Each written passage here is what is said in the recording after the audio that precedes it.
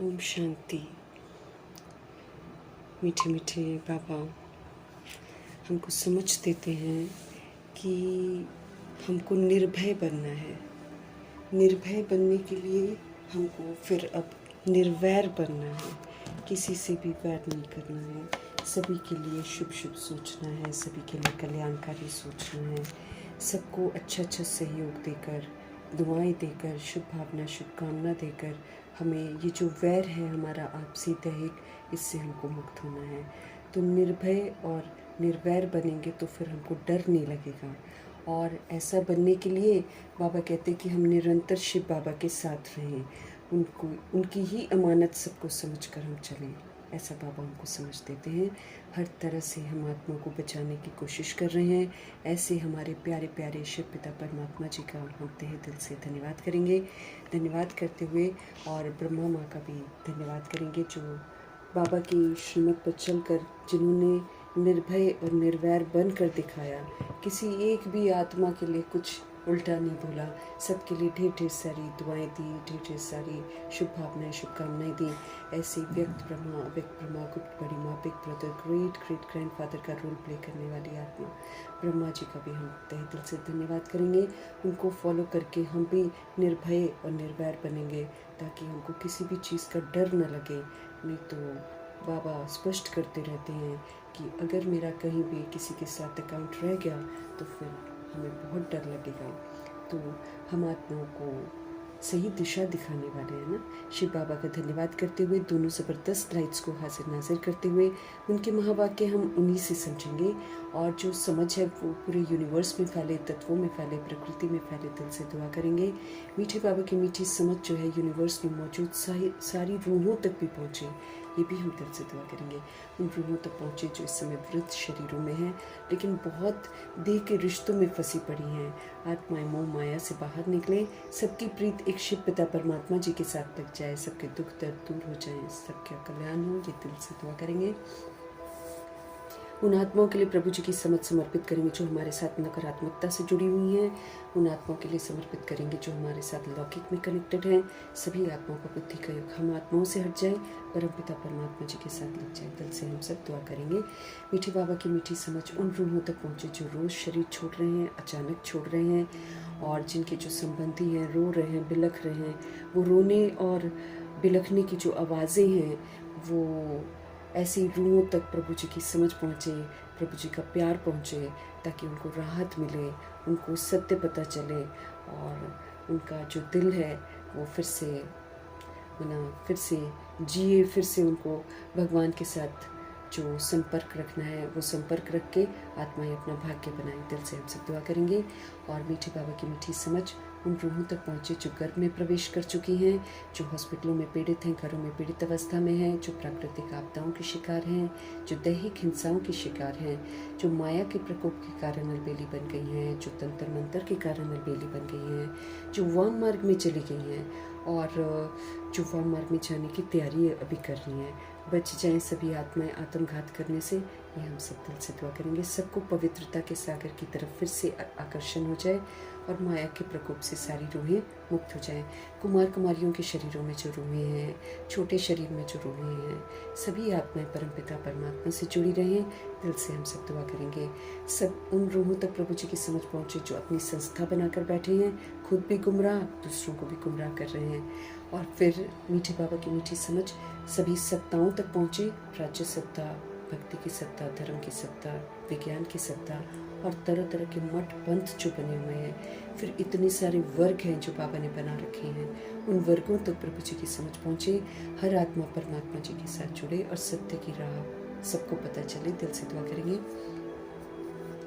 मीठे बाबा की मीठी समझ उन रूहों तक पहुँचे जो वैश्याएँ बन गई हैं, जो गणिकाएँ बन गई हैं, और जो उनसे ऐसे धंधे करवाते हैं, उन तक प्रभु जी की समझ पहुँचे।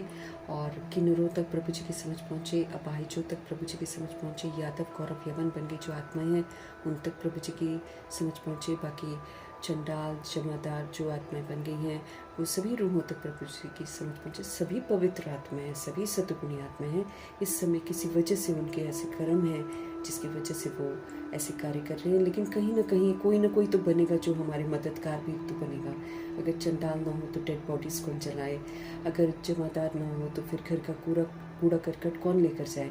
तो ऐसी रूहों का भी धन्यवाद करते रहना है और इनके लिए ढेर ढेर सारी दुआएं करनी है, ताकि ये आत्माएं भी वापस घर जाने से पहले अपने स्वधर्म में लौटे। दिल से हम सब दुआ करेंगे। मीठे बाबा की मीठी समझ उन रूहों तक पहुँचे जो इस समय भूत प्रेत आत्मा बनकर भटक रही हैं, उन रूहों तक पहुँचे जो तंत्र मंत्र रिद्धि सिद्धियाँ करके मज़े ले रहे हैं। सभी रूहों तक प्रभु जी की समझ पहुँचे जो जेल में बंद हैं। तरह तरह की जेलें हैं इस दुनिया में और खौफनाक जेलें हैं जहाँ पर बहुत अत्याचार भ्रष्टाचार होता है। काल कोठरियाँ होती हैं जहाँ पर अकेला ही एक कैदी होता है, उसको बाहर देख ही नहीं सकते हैं। ऐसी रूहों के लिए दिल से दुआ करें। सबकी प्रीत जो है परमपिता परमात्मा से लग जाए, हर आत्मा पुनः अपने स्वधर्म में लौटे। दिल से हम सब दुआ करेंगे। और फिर जो बहुत ही हिंसात्मक हो गए हैं, जानवर से भी बदतर हो गए हैं, ऐसी रूहें जो तस्करियाँ कर रही हैं, जो बच्चों को किडनैप कर रही हैं और जो ह्यूमन फ्लैश एनिमल फ्लैश खा रही हैं, ऐसी रूहों तक प्रभु जी की समझ पहुँचे। और जो साहूकारों के प्रति जो साहूकारी के नशे में धुत हैं और उस नशे में वो कितना अत्याचार करे जा रहे हैं उनको नहीं पता चल रहा है, ऐसी रूहों तक भी प्रभु जी की समझ पहुँचे। फिल्म इंडस्ट्री की रूहें और सीरियल बनाने वाली रूहें, गंदे गंदे गीत बनाने वाली रूहें, सभी तक प्रभु जी की समझ पहुँचे। सबको देख के अभिमान से, गंदगी से, अश्लीलता से वैराग आ जाए।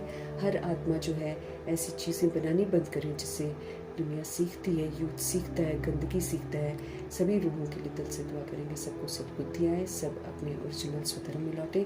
हमारे मीठे मीठे बाबा की मीठी मीठी मुरली की समझ उनकी बुद्धि पर भी दस्तक दे और उनको भी वैराग आ जाए। दिल से दुआ करेंगे क्योंकि सबके अंदर वैराग आना ही है। मीठे बाबा की मीठी समझ उन रूहों तक पहुँचे जो अंडरवर्ल्ड डॉन्स बनकर बैठे हैं, जो गैंगस्टर्स बनकर बैठे हैं और जो आतंकवादी बन गए हैं। सभी रूहें अपने स्वधर्म में लौटे। दिल से हम सब दुआ करेंगे। उन स्थानों तक प्रभु जी की समझ पहुँचे, उन लोगों तक प्रभु जी की समझ पहुँचे जहाँ अभी तक पहुँची नहीं है, और अगर पहुँचती है तो आत्माएं सुनने को ही तैयार नहीं है। ऐसी रूहों तक प्रभु जी की समझ पहुँचे। और फिर जो तरह तरह के नशों में धुत हैं और अपने आप को बर्बाद कर रही हैं आत्माएं, ऐसी रूहें भी जागृत हो जाएं, उनका मन नशों से भर जाए और सबको ईश्वरीय नशा चढ़ जाए। दिल से हम सब दुआ करेंगे और अपने लिए भी दुआ करेंगे। हमारी ऊपर बहुत बड़ी जिम्मेवारी है क्योंकि स्व परिवर्तन से विश्व परिवर्तन होगा। तो एटलीस्ट हम अपना होमवर्क पूरा करें, इस पर भी हम ध्यान देंगे। हम बाबा की दुआएं लेंगे, बाबा का आशीर्वाद लेंगे कि जो भी वो हमको पढ़ा रहे हैं उसको हम अमल में ज़रूर लेकर आएँ। बाबा के साथ हम निरंतर रहें, हम निर्वैर और निर्भय बने। दिल से दुआ करते हुए देखेंगे आज हमारे परमपिता परमात्मा हम आत्माओं को किस विधि से बंधनों के जंजाल से निकाल रहे हैं।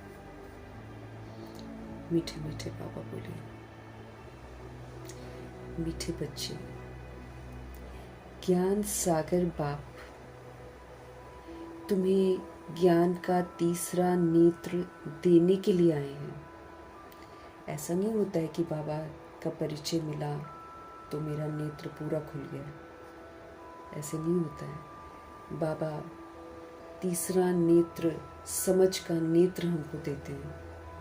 पहला कि मैं आत्मा हूँ, परमधाम निवासी हूँ और परमात्मा का बच्चा हूँ। फिर हमको बताते हैं कि हम कैसे यात्रा करते हैं, कैसे देह के भान में आ जाते हैं तो गिर जाते हैं, दुर्गति हो जाती है। सारा कारण, सारी समस्याओं की जड़ जो है बाबा बताते हैं, फिर कैसे उससे उभरना है वो बताते हैं। ऐसे करके तीसरा नेत्र वो देते हैं, मतलब समझ देते जा रहे हैं। रोज की मुरली तीसरा नेत्र है जो हमको समझ मिलती जा रही है। अब ये समझ मिलते मिलते मिलते मिलते एक दिन हम स्मृति स्वरूप हो जाएंगे, अर्थात शंकर जी बन जाएंगे।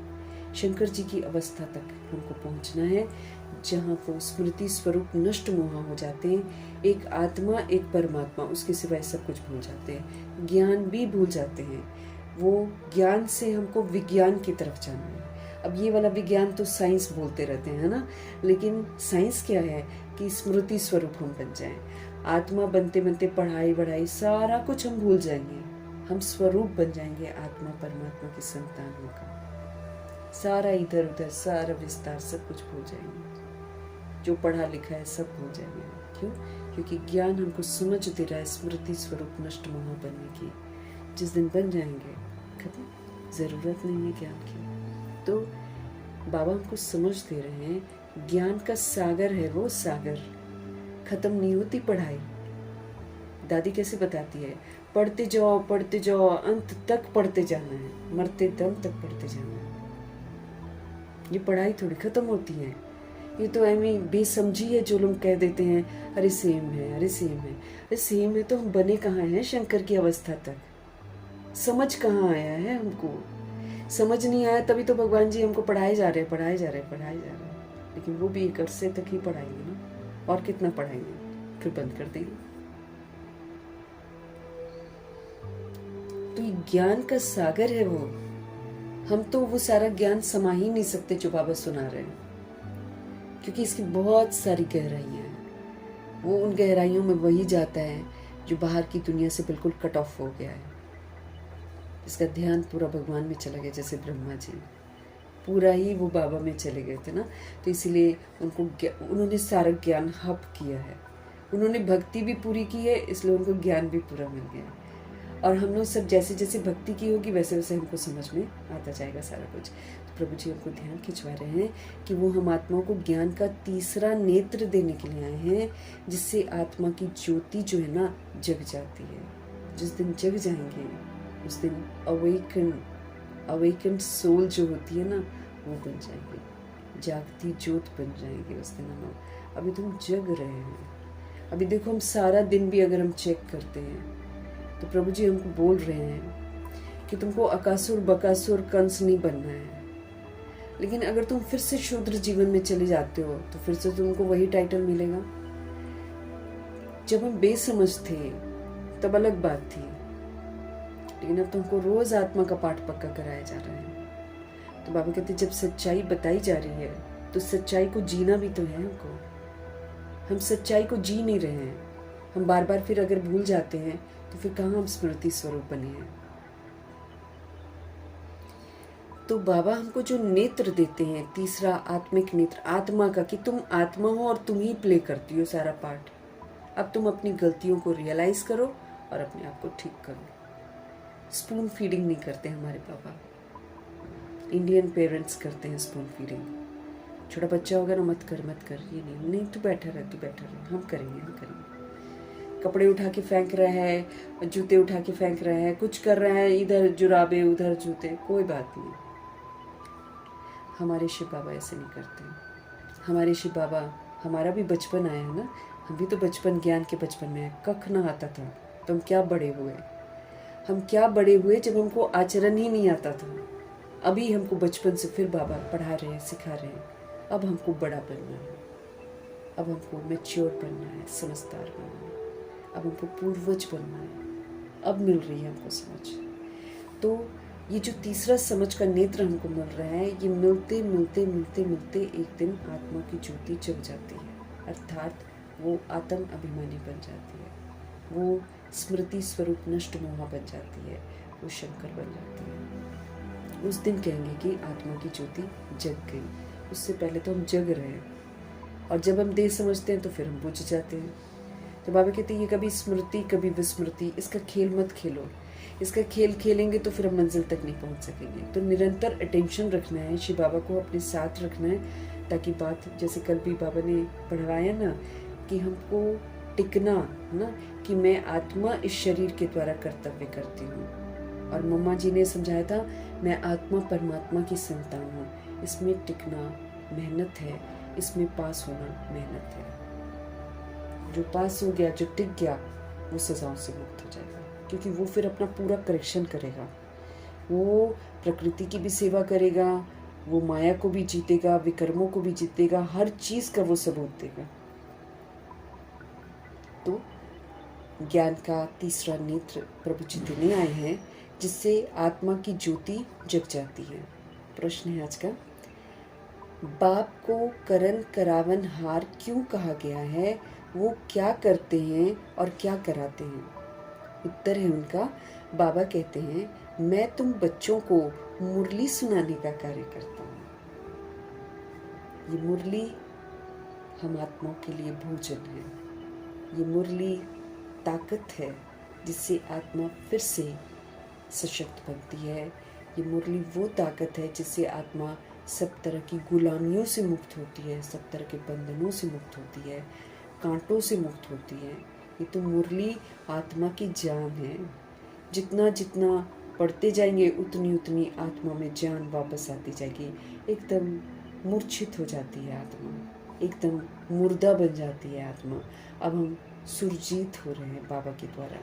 तो बाबा कहते हैं, मैं क्या करता हूँ, मैं तुम बच्चों को मुरली सुनाने का कार्य करता हूँ, मुरली सुनाता हूँ, मन मना भव का मध्याजी भव का मंत्र देता हूँ, हम सो हम का मंत्र देता हूँ, तुम्हें मैं लायक बनाता हूँ और फिर तुम्हारे द्वारा स्वर का उद्घाटन कराता हूँ।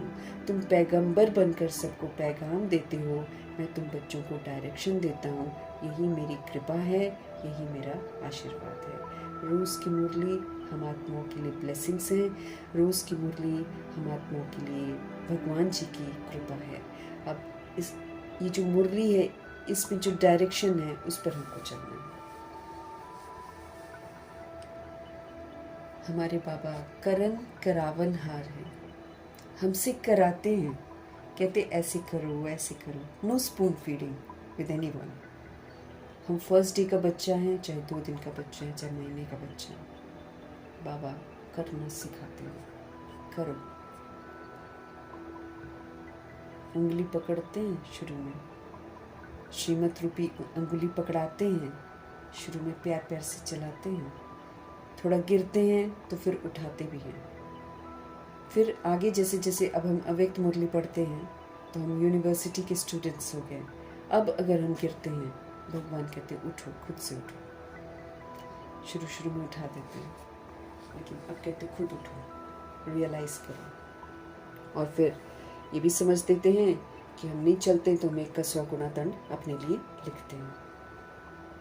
तो हमारे करन करावन हार शिव बाबा हम आत्माओं से करा रहे हैं। हम आत्माओं को मुरली सुनाने का कार्य करते हैं। कहते हैं मैं मुरली सुनाता हूँ, मैं तुम्हें मंत्र देता हूँ, मन को मेरे में लगाओ। मैं तुम्हें मंत्र देता हूँ कि विष्णुपुरी के लिए अलंकारों को यूज़ करो। मध्याजी भव का मंत्र देता हूँ। मैं तुम्हें हम सो हम का मंत्र देता हूँ कि हम सो देवता, हम सो क्षत्रिय, हम सो वैश्य, हम सो शूद्र, फिर हम सो ब्राह्मण, फिर हम सो फरिश्ता बने, फिर ज्योति बिंदु, फिर देवता। बाबा हमको मंत्र देते हैं। तुम्हें मैं लायक भी बनाता हूँ, बाबा कहते हैं। हमारे बाबा हर तरह से हमको लायक भी बनाते हैं और फिर तुम्हारे द्वारा मैं स्वर का उद्घाटन भी कराता हूँ। अब ब्रह्मा जी के साथ जितनी भी आत्माएं होंगी वो स्वर का उद्घाटन ही तो करेंगी। सबसे पहले वो उसमें प्रवेश करेंगी तो उन्हीं के द्वारा तो उद्घाटन होगा। अभी बोलोगे तो वहाँ जाकर खड़े हो गए हैं। ब्रह्मा जी सरस्वती जी तो बिल्कुल तैयार है। अब दादियाँ भी पहुँच गई हैं, वो भी तैयार हैं। तो सब अपनी अपनी अवस्था बनाकर अपने अपने स्थानों पर पहुंच गए। अब हमको पहुंचना है, हमारे ऊपर है ना। तो बाबा हमको बहुत सारे मंत्र देते हैं। कम खर्च बाला नशीन का मंत्र भी देते हैं। कहते हैं संकल्पों को तुम कम खर्चा करो, है ना। तुम खाली समर्थ संकल्प करो, तुम खाली समर्थ बोलो। तुम्हारे पास जो भी खजाने हैं ना उसको समर्थ विधि से यूज़ करो। तो उसको बोलते हैं कम खर्च बाला नशीन। अब जब हम वेस्ट थॉट क्रिएट करते हैं, जब हम वेस्ट बोलते हैं, जब हम वेस्ट कर्मा करते हैं जिससे किसी को कोई प्राप्ति नहीं होती है, तो फिर हम क्या करते हैं, हम भगवान जी से मिले हुए खजानों को वेस्ट कर देते हैं। तो बाबा ने हमको बोला था कम खर्च बाला नशीन बनो। फिर शिव मंत्र देते हैं, शिव को याद करो। फिर फॉलो फादर का मंत्र देते हैं। फिर कहते हैं सफल करो, सफलता मूर्त बनो, इसका मंत्र देते हैं। फिर बाबा कहते हैं गो सून कम सून, इसका मंत्र देते हैं। जैसे मधुबन जाते हैं ना, तो मधुबन जाते हैं फिर आते हैं, तो जो पुरानी आत्मा है ना वो ऐसे ही बोलती है गो सून कम सून, है ना, जल्दी जाना जल्दी आना। तुरंत दान करने का महामंत्र देते हैं कि अपनी कमी कमजोरियों को, अपने विकारों को तुरंत दान करो। तो तुरंत दान महापुण्य ये भी महामंत्र है बाबा का। बाबा शब्द भी महामंत्र है। न्यारे रहने का मंत्र देते हैं कि सब चीज़ों से डिटैच हो जाओ, तुम्हारा कुछ नहीं है, तुम मत फंसो किसी में भी, न्यारे बन जाओ, साक्षी होकर सब कुछ देखो। क्या बोलते हैं, जो अच्छा है उसको ठीक है साक्षी होकर देखो, है ना, और जो बुरा है उस पर रहम करो, उसके लिए दुआएं करो ताकि वो अच्छा हो जाए। प्रभावित किसी से मत होना,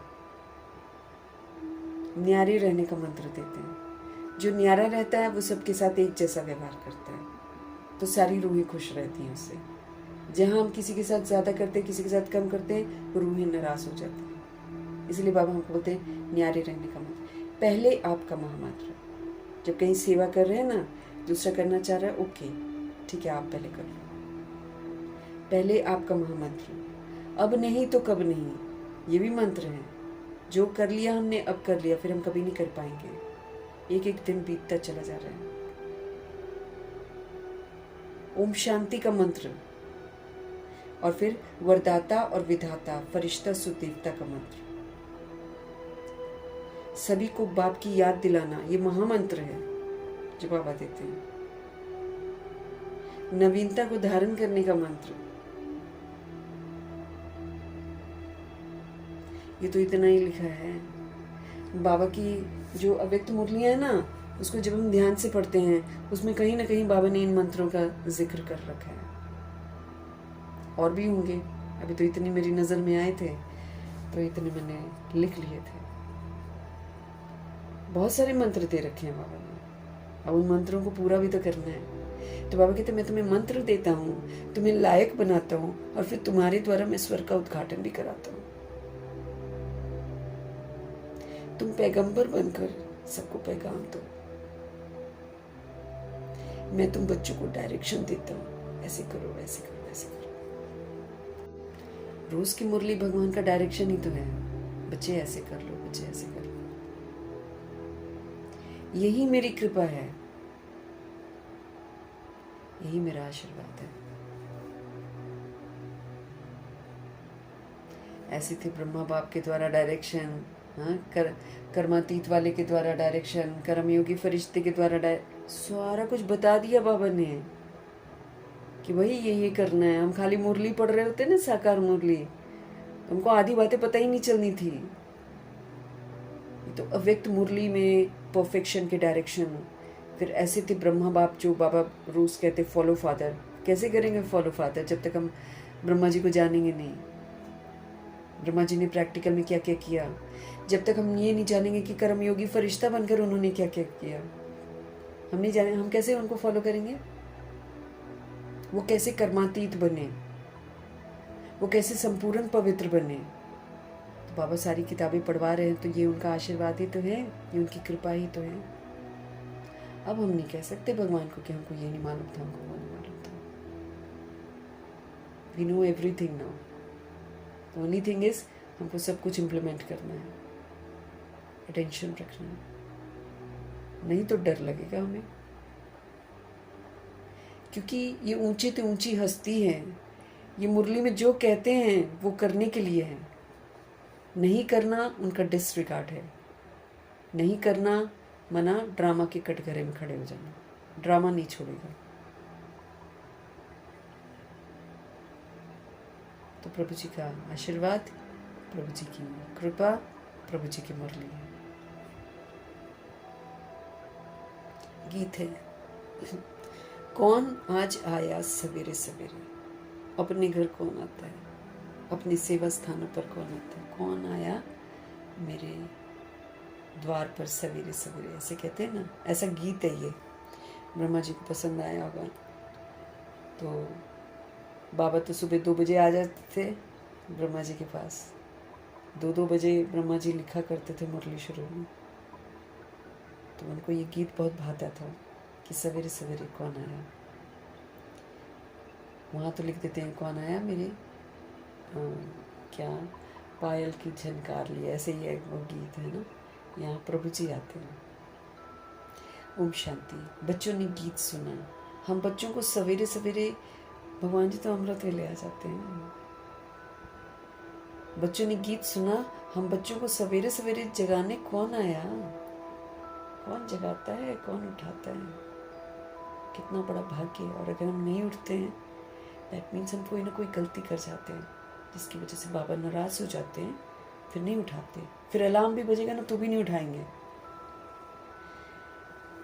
अलार्म बजता है तो भी नहीं उठाता है भगवान, अगर हम गलतियां करते हैं तो। वरना ये भाग्य है कि भगवान खुद उठाता है। नहीं उठते हैं ना, पैर हिलाता है कुछ। शुरू शुरू में बड़ा अनुभव है इन बातों का। ऐसे लगता है जैसे पैर के अंगूठे को पकड़कर किसी ने झटका दिया, उठ जा। ऐसा शुरू शुरू में फील होता था।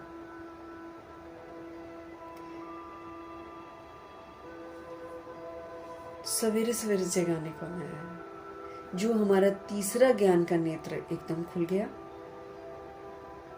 हम कितने बुद्धू थे, बुद्धू थे हम लोग। ज्ञान सागर परमपिता परमात्मा द्वारा हमारा तीसरा नेत्र ज्ञान का खुला है। कहते भी हैं बाप ज्योति जगाने वाला है, परंतु क्योंकि हम ज्योत है ना, हम ज्योति बिंदु हैं, हम एकदम ब्राइट जगी हुई आत्मा ऊपर से नीचे आए थे। पुनर्जन्म में आकर, देह अभिमान में आकर विस्मृत हो गए। ज्योति ही बुझ गई हमारी तो, काला धब्बा पड़ गया।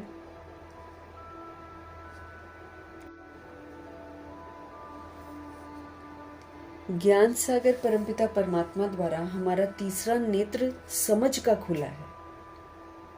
वो तो तीसरी आंख बना देते हैं देवताओं के फोरहेड पर या शंकर जी के फोरहेड पर, दिखाते ना पूरा नेत्र शंकर जी का खुल गया। वो बोलते थे दुनिया का विनाश हो गया। नहीं, वो अपनी अवस्था उनकी उच्चतम हो गई ब्रह्मा जी की। ब्रह्मा जी ही शंकर है ना।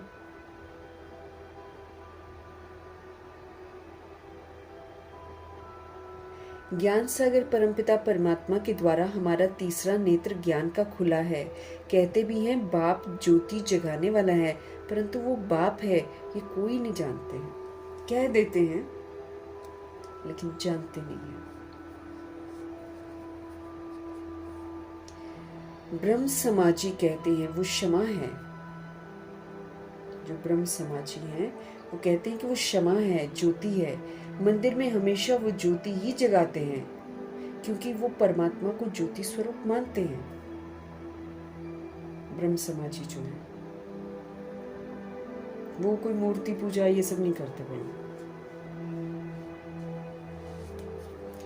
मंदिर में हमेशा वो ज्योति ही जगाते हैं, क्योंकि वो परमात्मा को ज्योति स्वरूप मानते हैं, इसलिए वहां मंदिर में दीवा जगाते ही रहते हैं। अब ये बाप कोई माचिस से दीवा नहीं जगाते हैं। हमारे शिव बाबा माचिस लेकर दीवा नहीं जगाते हैं। ये तो बात ही यहाँ पर न्यारी है। गाया भी जाता है ईश्वर की गत मत न्यारी। भगवान देखो, ये सुनते थे हम लोग भी, ईश्वर की गत मत न्यारी है। अब देखो कैसी उनकी मत है और कैसी उनकी गति करने की विधि है। हम ही आत्माओं को सिखाते हैं सब कुछ, और हम ही आत्माओं को बोलते हैं करेक्शन करो अपना। हम ही आत्माओं को बोलते हैं काबिल बनो।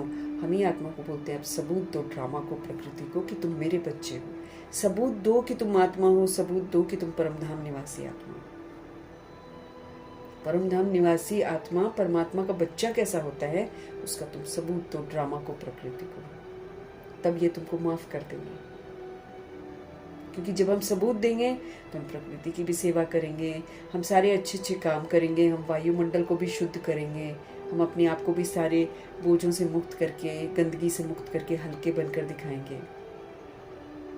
तब ड्रामा माफ करेगा ना। हाँ, इसने रियलाइज किया, इसने अपनी गलतियों को करेक्ट किया, ओके, इसको कुछ नहीं सजा मिलेगा।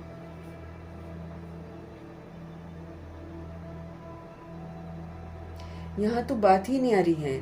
गाया भी जाता है ईश्वर की गत मत न्यारी है। तुम बच्चे अब समझते हो, बाप सदगति के लिए आकर ज्ञान योग सिखलाते हैं हमको। तुम बच्चे अब समझते हो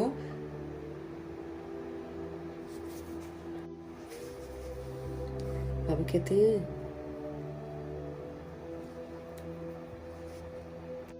तुम बच्चे अब समझते हो बाप सदगति के लिए आकर हमको ज्ञान और योग सिखलाते हैं। अब हमारी हो गई बुरी गति, अब बुरी गति वालों का तो बुरा होने वाला है ना, और हमारा ही सबसे ज़्यादा होगा, क्योंकि हम सभी रूहें जो हैं हम जो विस्मृत हो जाती हैं,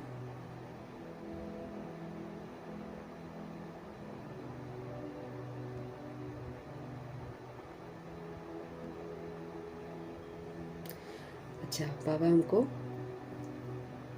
समझ दे रहे हैं कि तुम बच्चे अब समझते हो कि बाप सदगति के लिए आकर ज्ञान योग सिखलाते हैं। समझ दे रहे हैं, फिर साथ में कहते हैं कि मेरे साथ तुम योग लगाओ, और फिर जैसे जैसे मैं तुम्हें सिखा रहा हूँ वैसे वैसे तुम करो, ऐसा हमको सिखाते हैं। तो ज्ञान और योग से हमारी सदगति हो जाएगी, क्योंकि ज्ञान और योग से हम समझ का पाठ बजाएंगे, मेरे 63 जन्मों के पाप भस्म हो जाएंगे, और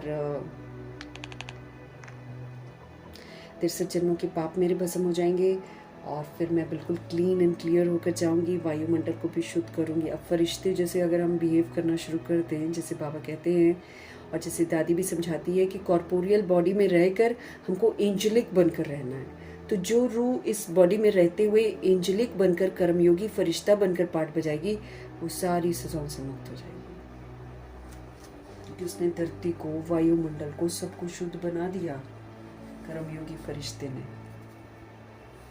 तो बाबा हमको सारी समझ जो दे रहे हैं, और साथ में इस समझ को इम्प्लीमेंट करने के लिए योग करने की विधि बताते हैं, क्योंकि जब हम बाबा से कनेक्टेड होंगे तभी हम ज्ञान को अमल में ला सकते हैं, क्योंकि ज्ञान बहुत ऊंचा है, बहुत ही ऊंचा है, और हमने बहुत नीच पार्ट प्ले करा हुआ है।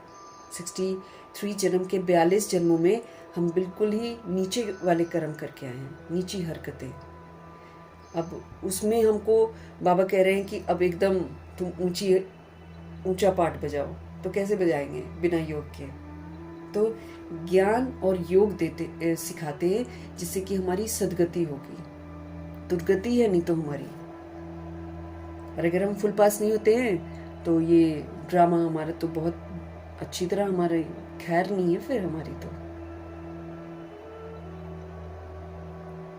बाबा कहते हैं ईश्वर की गत मत न्यारी है, तुम बच्चे अब समझते हो कि बाप सदगति के लिए आकर हमको ज्ञान और योग सिखलाते हैं। सिखलाने वाला तो जरूर चाहिए ना, शरीर तो नहीं सिखलाएगा, आत्मा ही सब कुछ करती है ना।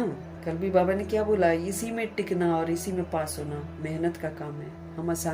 हम ना हल्का ले लेते हैं शुरू में, हमको नहीं, जैसे ब्रह्मा जी ने पुरुषार्थ किया था ना, शुरू से ही हमारा पुरुषार्थ वैसा होना चाहिए था, लेकिन शुरू से हमारा वैसा रहा नहीं। लेकिन अब हमको एकदम बहुत गंभीरता से पुरुषार्थ करके एटलीस्ट अब हम वैसा इंस्ट्रूमेंट बने जिसको बाबा सेवा में यूज करें, क्योंकि अब वाली जो सेवा है ये बहुत ज़बरदस्त स्थिति वाली जो रूह होगी वही कर सकती है।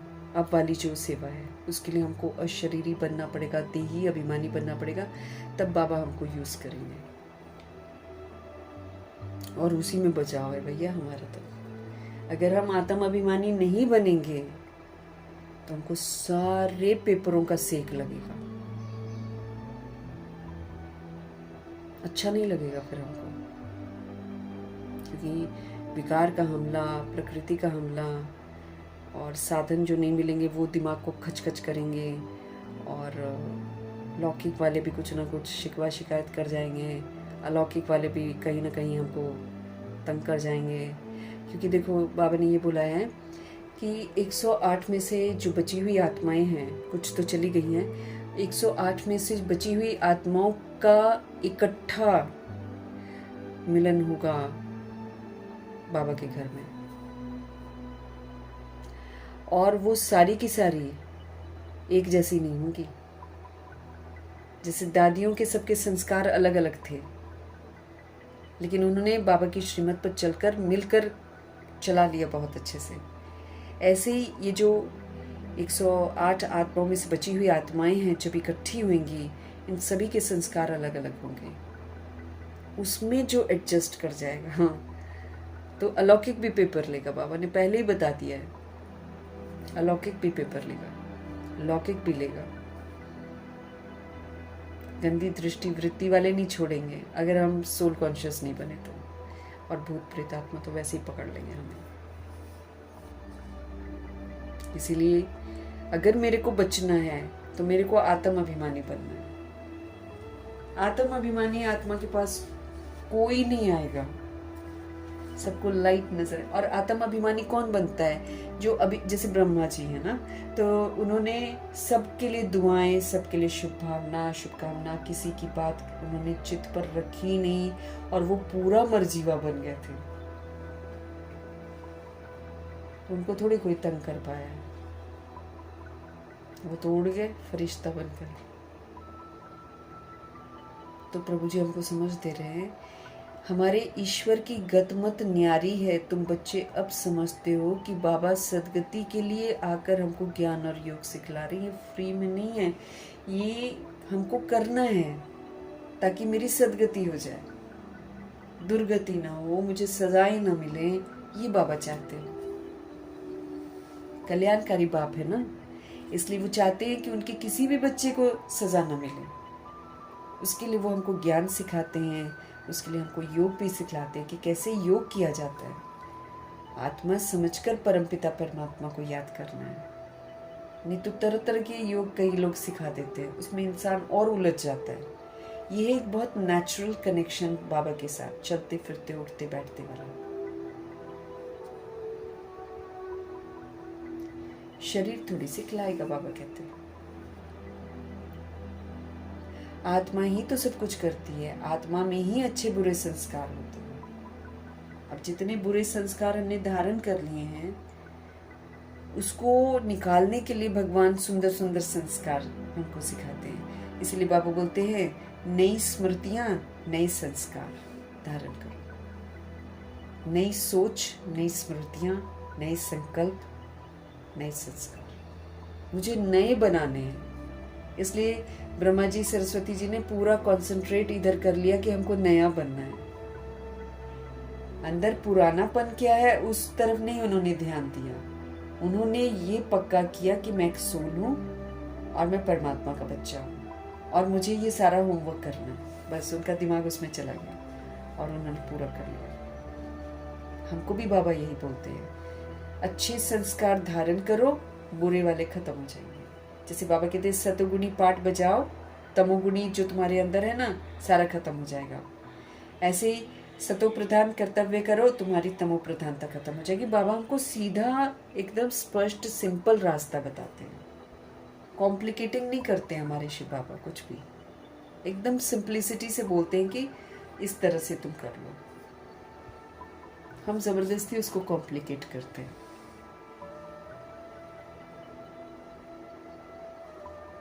आत्मा में ही अच्छे बुरे संस्कार होते हैं। अब मुझे सारे बुरे संस्कारों से मुक्त होना है तो मुझे कंसंट्रेट करना है सिर्फ अच्छे संस्कारों पर। जब वो मेरे अंदर आते जाएंगे, बुरे निकल जाएंगे। इस समय रावण की प्रवेशता के कारण मनुष्यों के संस्कार बुरे हो गए। हम कोई शुरू से बैड नहीं है, लेकिन हमारे अंदर में देह का भान और अभिमान आ गया, उसके कारण काम क्रोध लोभ मोह अहंकार आ गया, फिर ईर्ष्या द्वेष अलबेलापन सुस्ती आ गई, सारी बुरी बुरी चीजें हमारे अंदर आ गई।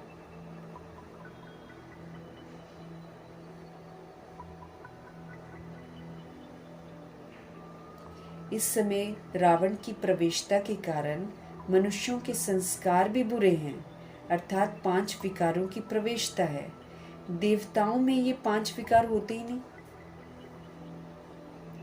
तो अब देवताओं की दुनिया में जाना है तो मेरे को यहाँ पर एक भी विकार यूज नहीं करना, तब जाकर मेरे निर्विकारी संस्कार बनेंगे ना, क्योंकि हमको संपूर्ण निर्विकारी बनना है, बाबा ने बोला। तो मनुष्यों के संस्कार बुरे हुए हैं जब 5 विकारों की प्रवेशता हुई है। देवताओं में ये 5 विकार होते नहीं है। भारत में जब दैवी स्वराज्य था तो ये बुरे संस्कार नहीं थे। सतयुग में बुरे संस्कार नहीं थे। अब तो कितने बुरे हो गए हैं हमारे अंदर, हम लोग बैड बन गए। और फिर सबसे पहले हम लोग बैड बने हैं, फिर बाद वाले बैड बने हैं। इसलिए हमारे ऊपर जिम्मेवारी है सुधरने की।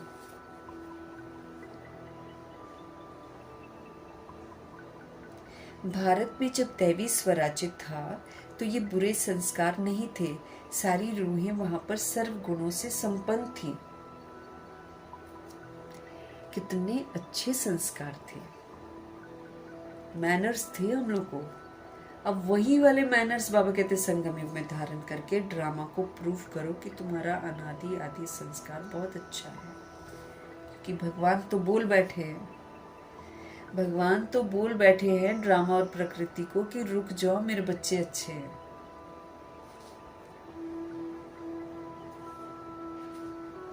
तो अब बाबा कहते सबूत दो ना, बोलने से थोड़ी होगा, सबूत दो।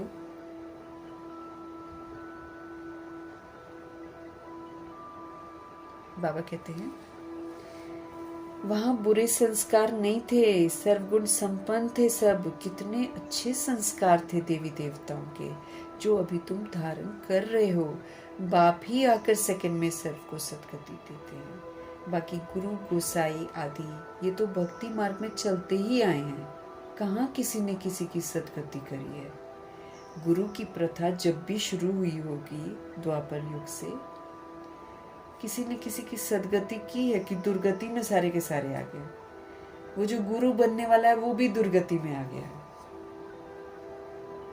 जब कृष्ण जी की आत्माएं एकदम विस्मृत हो जाती है, साधारण दादा लेखराज बन जाती है, तो बाद वाली आत्माएं तो वैसे ही बन जाती हैं। बाकी गुरु गोसाई आदि ये तो भक्ति मार्ग में चलते आए हैं, जो एक की भी गति सदगति नहीं कर सकते। बाबा कहते ना अपनी कर सकते ना किसी और की कर सकते, खामखा सबके कानों में मंत्र देकर अपने पीछे लगा रखा है।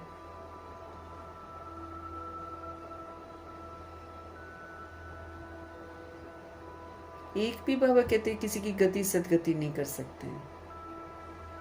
बाप के आने से ही सबकी सदगति होती है। जब हमारे शिव बाबा आते हैं तब जाकर आत्माओं की सदगति होती है। परमपिता परमात्मा को बुलाते ही इसलिए है कि आकर पतित दुनिया का विनाश करके पावन दुनिया का उद्घाटन करो या दरवाजा खोलो। बाप आकर गेट खुलवाते हैं शिव शक्ति माताओं के द्वारा। अब कोई भी रूह शिव शक्ति बन सकती, मेल बॉडी फीमेल बॉडी। जब ब्रह्मा जी माँ बन सकते हैं तो फिर सारी रूहें हैं ना, सबकी सब।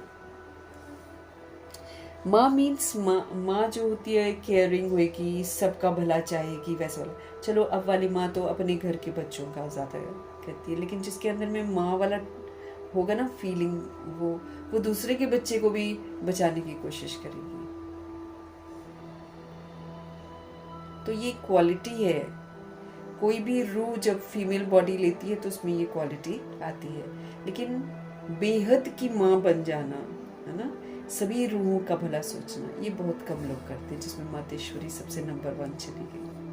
छोटा बॉडी है लेकिन माँ बन गई।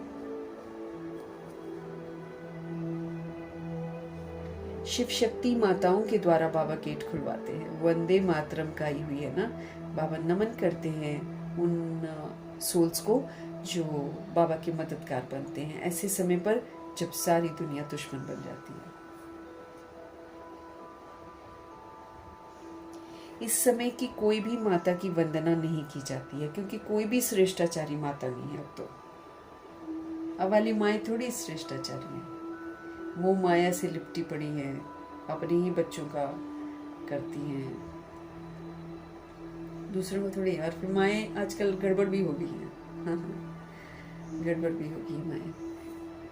माँ को कहते हैं कि कपूत नहीं बनती हैं, ऐसा मतलब शुरू के लोग बोला करते थे, लेकिन अब तो माएँ बड़ी गड़बड़ हो गई हैं। एक्स्ट्रा मैरिटल अफेयर हो जाता है तो फिर अपने बच्चों को भी मार देती हैं, मरवा देती हैं, मार भी देती हैं।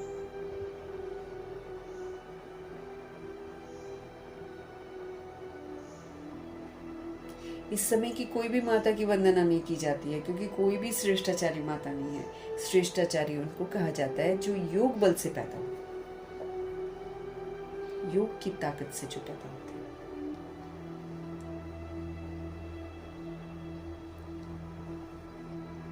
लक्ष्मी नारायण को श्रेष्ठाचार्य कहा जाता है। भारत में देवी देवता जब थे तो भारत श्रेष्ठाचार्य था।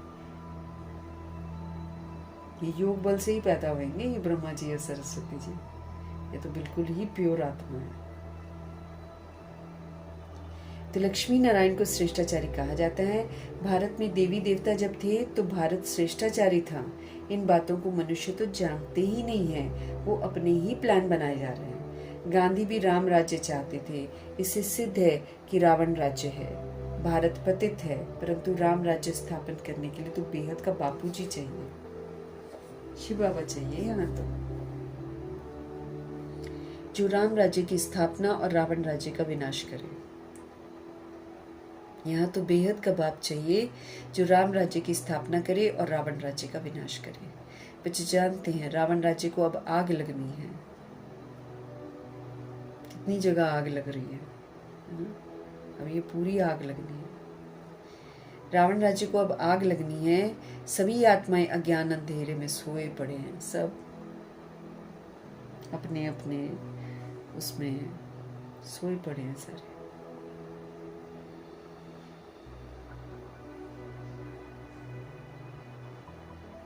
तुम जानते हो हम भी सोए हुए थे, हम भी सोए हुए थे। हम सोए हैं तो जग सोया है। हाँ, हमको ये भी तो समझना है। बाप ने आकर हमको जगाया है।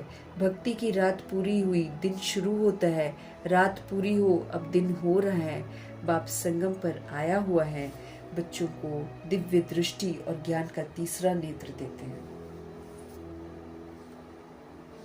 डिवाइन इंसाइट देते हैं ना, तीसरा नेत्र देते हैं कि अब तुम इस तीसरे नेत्र से, अब तुम आत्मा के नेत्र से, अब तुम समझ के नेत्र से ड्रामा को देखो तो तुमको बातें समझ में आएंगी, जिससे तुम सारे विश्व को जान चुके हो। तुम्हारी बुद्धि में बैठा हुआ है कि ये बना बनाया अविनाशी ड्रामा है।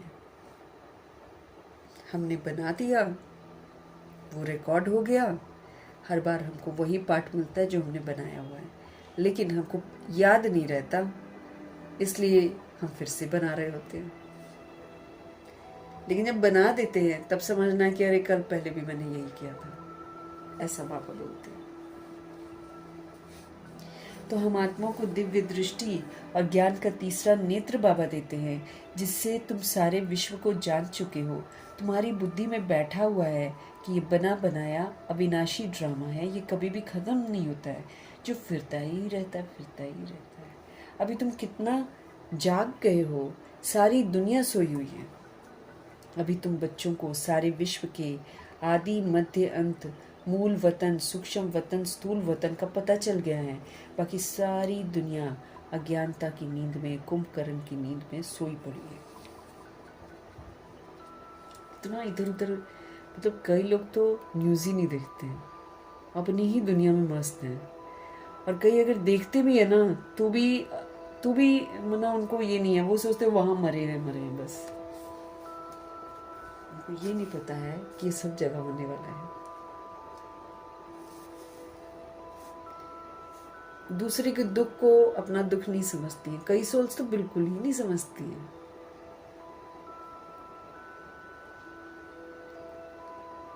कुंभकर्ण की अज्ञानता की नींद में सोई पड़ी है, अपने ही मस्त हैं, कमाओ जी, चलो बस रखो, खाओ पियो, अपना एंजॉय करो।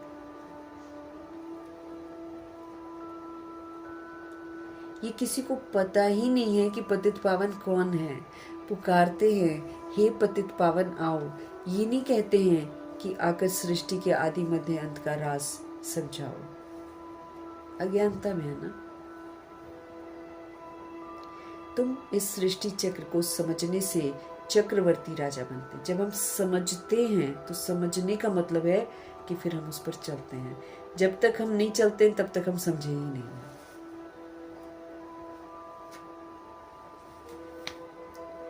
तुम इस सृष्टि चक्र को जब समझते हो तो तुम चक्रवर्ती राजा बनते हो। याद से ही पावन बनते हो, बिना याद के तो हम प्योर बनेंगे ही नहीं। ये भी जानते हो कि विनाश तो सामने खड़ा है। ये भी जानते हो कि लड़ाई भी जरूर होनी है। बाकी कौरवों पांडवों की लड़ाई नहीं हुई है। हम ही कौरव थे, हमको ही बाबा ने अडॉप्ट किया है तो हम पांडव बने। अब हमको प्रूफ देना कि हम पांडव हैं। अगर हमारे अंदर में फिर वही दुर्योधन, धृतराष्ट्र, शकुनी और दुशासन या गांधारी मौजूद है तो फिर तो हम पांडव भी नहीं कहलाएंगे ना। पांडव मीन्स परिवर्तन वाला पांडव, और जो पूरा बाबा का बन जाए। प्रीत उसकी सिर्फ एक शिव बाबा से और किसी से भी नहीं है, उसको बोलेंगे ना पांडव। बाकी बाबा कहते हैं ये जो सीरियल्स में दिखाते हैं कौरवों की और पांडवों की लड़ाई, ये सारा झूठ है।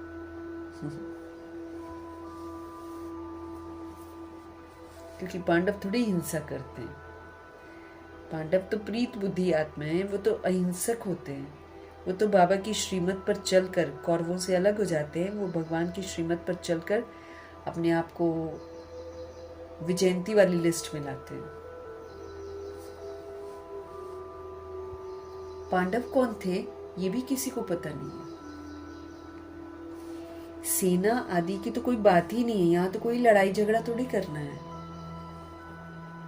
5 पांडव इसलिए क्योंकि बहुत कम रूहें हैं जो आत्म अभिमानी बनती हैं। जो आत्म अभिमानी बनता वही तो फुल पास है, तो इसलिए 5 दिखाते हैं। इस बात को दर्शाता है कि 16,108 करोड़ आत्माओं में से बहुत कम बच्चे हैं जो आत्म अभिमानी बनते हैं, क्योंकि सब में कहीं न कहीं देह अभिमान रह जाता है। तो बाबा कहते ये जो कौरवों की और पांडवों की लड़ाई दिखाते ना, ऐसा नहीं हुआ। पांडव कौन थे किसी को पता ही नहीं है। तो बाबा की एडॉप्शन जब होती है तब पांडव बनते हैं।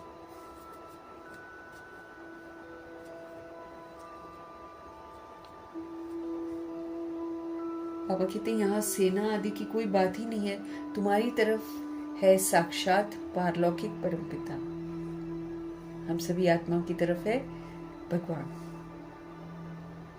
उस बाप से ही वर्षा मिलता है। तुम जान गए हो श्री कृष्ण की आत्मा 84 जन्म भोग कर अब फिर बाप से वर्षा ले रही है। वर्ल्ड की हिस्ट्री ज्योग्राफी रिपीट होती है। अब तुम बच्चों को विनाश के पहले सतो प्रधान जरूर बनना है। विनाश होने वाला है, उसके पहले हमको सतो प्रधान जरूर बनना है। गृहस्थ व्यवहार में रहते कमल फूल समान पवित्र बनना है। अब पवित्रता तो बहुत गहरी है। अब वो सारी पवित्रता को धारण करने के लिए हमको कमल आसन पर विराजमान रहना, मतलब ऊंची स्थिति। नहीं तो हम जहाँ रहते हैं या संपर्क में आते हैं तो सब तो विस्मृत हैं इस समय। तो विस्मृत आत्माओं के साथ रहकर हमको सतो प्रधान बनना है। तो कमल आसन पर रहना पड़ेगा ना। कमल आसन पर रहना मतलब इधर उधर का जो भी वायुमंडल है, जो भी आत्माएं है, वो विघन रूप नहीं बनेगी। उनका कीचड़े का असर मेरे पर नहीं पड़ेगा। हम गंदे नहीं बनेंगे। जैसे कमल फूल कभी गंदा नहीं होता है कीचड़ में खिल कर भी, ऐसे ही बाबा बोलते कीचड़ की दुनिया में रहते हुए उस कीचड़ का प्रभाव तुम पर नहीं पड़ना चाहिए। कोई तुमको तख्त से उतार न दे, कोई तुमको तुम्हारे तिलक को मिटा न दे और कोई तुम्हारे ताज को उतार न दे। इसका ध्यान रखना है। तो उसके लिए हमको क्या करना पड़ेगा? कमल आसन पर विराजमान रहना पड़ेगा। तो गृहस्थ व्यवहार जहां भी कर रहे हो उसमें रहते कमल फूल समान पवित्र रहना है। गाया भी हुआ है, भगवानुवाच गृहस्थ व्यवहार में रहते ये एक अंतिम जन्म पवित्र बनो। एक ही जन्म है, मर्जीवा जन्म। इसमें बाबा कहते हैं पवित्र बनो। सिर्फ ब्रह्मचर्य नहीं, ब्रह्मचर्य के साथ ब्रह्मचारी भी। पास्ट इज पास्ट, जो हो गया सो हो गया। ये तो ड्रामा में नूंद है। सृष्टि को सतो प्रधान बनना ही है। ये ड्रामा की भावी है, ईश्वर की भावी नहीं है, ड्रामा की भावी है। ये ड्रामा है, ये खेल चल रहा है। बाबा नर्क नहीं बनाते हैं, बाबा हमको स्वर्ग बनाने की विधि बताते हैं। तो हम सब बन जाते हैं तो उसमें जाते हैं। लोग कहते भगवान कराते, भगवान कराते। बाबा कहते ये ड्रामा की भाभी है, ईश्वर की भाभी नहीं है, ड्रामा की भाभी ऐसी बनी हुई है। और बाबा थोड़ी गिरती कला में किसी को लेकर जाएंगे।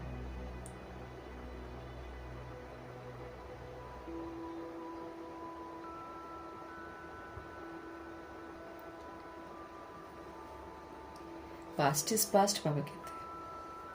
ये तो ड्रामा में नूंद है, सृष्टि को सतोप्रधान बनना ही है। ये ड्रामा की भाभी है, ईश्वर की भाभी नहीं है। ये ड्रामा की भाभी ऐसी बनी हुई है। सो बाप हमको बैठकर समझाते हैं। आधा कल्प जब पूरा होता है तब हमारे शिव बाबा आते हैं। उसके बीच में आएंगे तो कोई बच्चा सुनने वाला नहीं है, कि नई नई गलतियां करते हैं ना, उतना दुख तो होता नहीं नई नई गलतियों में। जब अच्छी तरह दुखी हो जाते हैं, परेशान हो जाते हैं, सच्चाई को जानना चाहते हैं, तब बाबा आते हैं। ड्रामा में बीच में प्रवेशता नहीं है।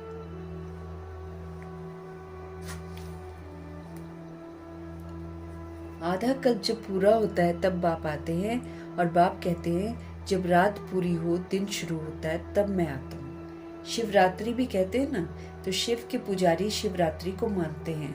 गवर्नमेंट ने तो हॉलिडे भी बंद कर दिया है। पहले हॉलिडे हुआ करता होगा, फिर बाबा कहते गवर्नमेंट ने तो हॉलिडे भी बंद कर दिया, जबकि इसकी तो छुट्टी होनी चाहिए। उस दिन सबको सत्यता का परिचय मिलना चाहिए, लेकिन कलयुग की गवर्नमेंट ने हॉलिडे भी बंद कर दिया है। नहीं तो कम से कम 1 मास हॉलिडे चलनी चाहिए, ताकि 1 मास सबको कोर्स कराया जाए, सबको मुरली सुनाई जाए, सबको सत्य पता चले। इसलिए बाबा बोलते कम से कम 1 मास हॉलिडे चलनी चाहिए। कोई को भी पता नहीं है शिव बाबा सबकी सदगति करने वाला है, किसी को पता नहीं है। जितनी भी रूहें हैं, हिंदू मुस्लिम सिख ईसाई बनकर बैठी हैं, सबकी सदगति करने वाले कौन है? शिव पिता परमात्मा है। किसी को मालूम नहीं है। वही सर्व का दुख हरता सुख करता, वही तो हमारे दुख हरते हैं, वही हमको सुख देते हैं। इसलिए उनकी श्रीमत पर चलते हैं तो हम सुख पाते हैं। जब हम उनकी अवज्ञा करते हैं तो फिर हम दुख पाते हैं।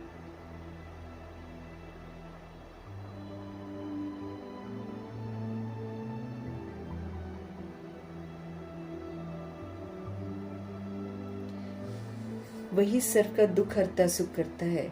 उनकी जयंती तो बड़े धूमधाम से 1 मास सब धर्म वालों को मनानी चाहिए। सारे धर्म इसमें आने चाहिए, क्योंकि सब अब जबरदस्ती हम बॉडी लेकर अपने आप को हिंदू मुस्लिम कहेंगे तो हम हिंदू मुस्लिम हो जाएंगे क्या? आत्मा थोड़ी हिंदू मुस्लिम सिख ईसाई है। इसलिए जब वो पैदा होती है तो जो बच्चा होता है उसके माथे पर लिखा होता है कि ये मुस्लिम है। ये तो जिस घर में पैदा होते हैं वो लोग बताते रहते हैं कि तुम ये हो तुम वो। तो इसलिए बाबा कहते हैं रूहें है ना, तो सभी रूहों को आना चाहिए हॉलीडे मनाने के लिए, धूमधाम से मनानी चाहिए। और वो भी 1 दिन में 1 मास।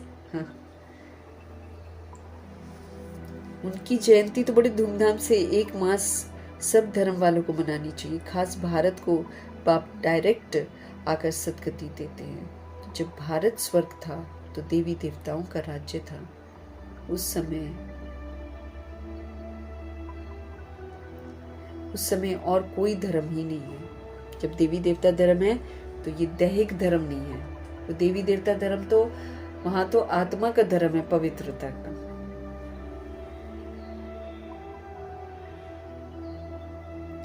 यहाँ तो दैहिक धर्म थोड़ी होते हैं।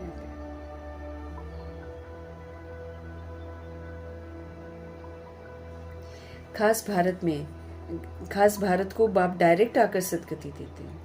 जब भारत स्वर्ग था तो देवी देवताओं का राज्य था। उस समय और कोई धर्म ही नहीं था।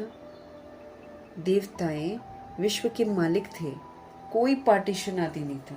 अब ये भारत के तो टुकड़े टुकड़े कर दिए, लेकिन उस समय कोई पार्टीशन नहीं था। इसलिए कहा जाता है अटल अखंड सुख शांति संपत्ति का दैवी राज्य। जो देवताओं की दुनिया है वो अटल है, अखंड है,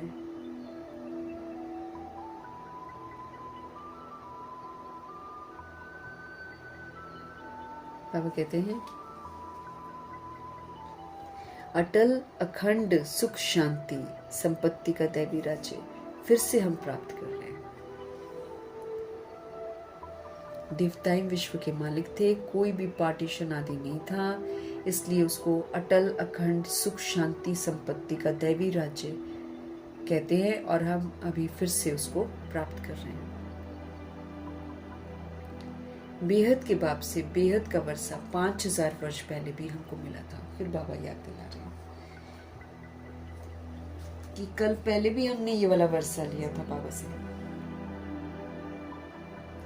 बेहद के बाप से बेहद का वर्षा 5000 वर्ष पहले भी मिला था। सूर्यवंशी चंद्रवंशी राज्य में कोई दुख का नाम नहीं था। गाया भी जाता है राम राजा राम प्रजा, राम पता नहीं उसके आगे क्या है। वहां अधर्म की कोई बात ही नहीं थी, एक भी अधर्म नहीं था। अधर्म तो अब हो रहा है, जितने धर्म है उतना अधर्म हो रहा है दुनिया में। जितने धर्म है उतने ही अधर्म हो रहे हैं।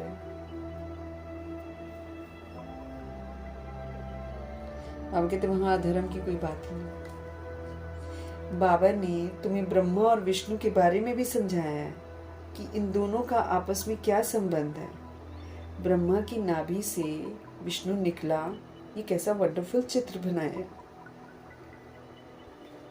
बाबा ने हमको ब्रह्मा और विष्णु के बारे में समझाया कि ब्रह्मा कौन है और विष्णु कौन है, कि इन दोनों का आपस में क्या संबंध है। एक ही आत्मा है जो ब्रह्मा बनती है और फिर पुरुषार्थ करके विष्णु बनती है। ब्रह्मा की नाभि से, और फिर वो लोग ने क्या चित्र बना दिया है कि ब्रह्मा की नाभि से विष्णु निकला।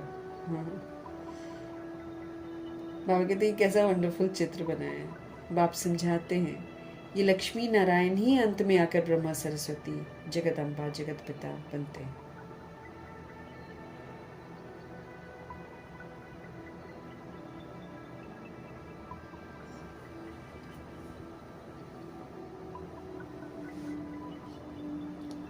जगत पिता जगत अम्बा, जो दोनों फिर विष्णु अर्थात लक्ष्मी नारायण बनते हैं। विष्णु कंबाइंड स्वरूप है ना लक्ष्मी नारायण का, सिंबल है सतयुग का। उनके सिंहासन के पीछे विष्णु जी की फोटो लगी होती है। तो ये लक्ष्मी नारायण ही अंत में आकर ब्रह्मा सरस्वती बनते हैं, फिर जगदम्बा जगत पिता बनते हैं, जो फिर दोनों फिर विष्णु अर्थात लक्ष्मी नारायण बनते हैं। बाप बैठकर उनको हर बात समझाते हैं। जो भी चित्र देखते हो इनमें कोई भी यथार्थ नहीं है। शिव का तो बड़ा चित्र बनाते हैं, वो भी अयथार्थ है। भक्ति के कारण उसको थोड़ा बड़ा बना दिया, वरना तो वो ज्योति बिंदु है। नहीं तो बिंदी की पूजा कैसे हो सकती है, इसलिए थोड़ा बड़ा बना देते हैं। ब्रह्मा जी शुरू करते हैं ये काम।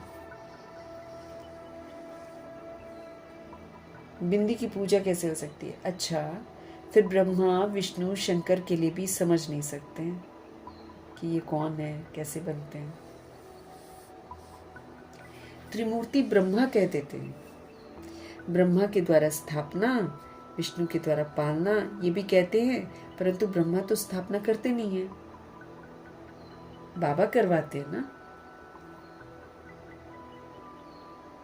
स्वर्ग की स्थापना ब्रह्मा करेंगे? नहीं, स्वर्ग की स्थापना तो परमपिता परमात्मा ही करते हैं। ये आत्मा तो पतित है, इनको व्यक्त ब्रह्मा कहा जाता है। जब तक वो बॉडी में है तो वो व्यक्त ब्रह्मा होते हैं, फिर वो अव्यक्त बनकर भी दिखाते हैं, फरिश्ता बनकर भी दिखाते हैं।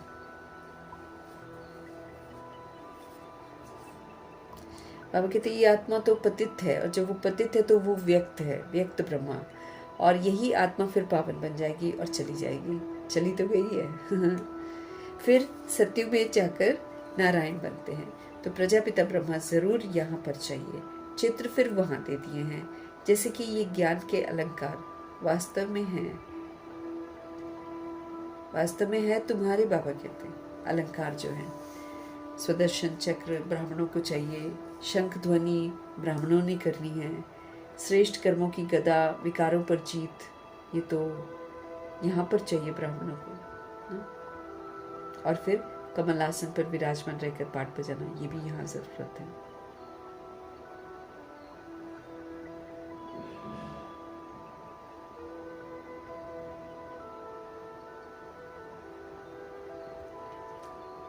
प्रजापिता ब्रह्मा जरूर यहाँ चाहिए ना, चित्र फिर वहां दे दिए। बाबा कहते हैं जैसे ये ज्ञान के अलंकार वास्तव में बाबा कहते तुम्हारे हैं, परंतु विष्णु को दे दिए। क्यों? क्योंकि हम ब्राह्मणों की अवस्था ऊपर नीचे होती रहती है, तो शोभते नहीं है। शोभते वो परफेक्ट फिगर पर है। तो परफेक्ट क्या है? विष्णु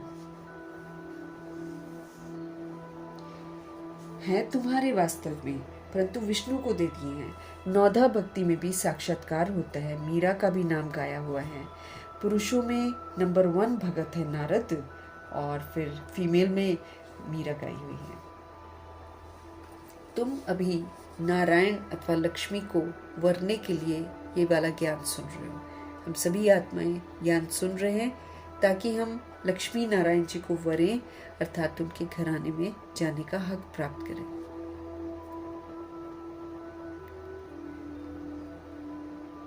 तुम अभी नारायण अथवा लक्ष्मी को वरने के लिए ये ज्ञान सुन रहे हो। तुम्हारा ही स्वयंवर होता है। नारद के लिए भी दिखाते हैं कि सभा में आकर कहा कि हम लक्ष्मी को वर सकते हैं।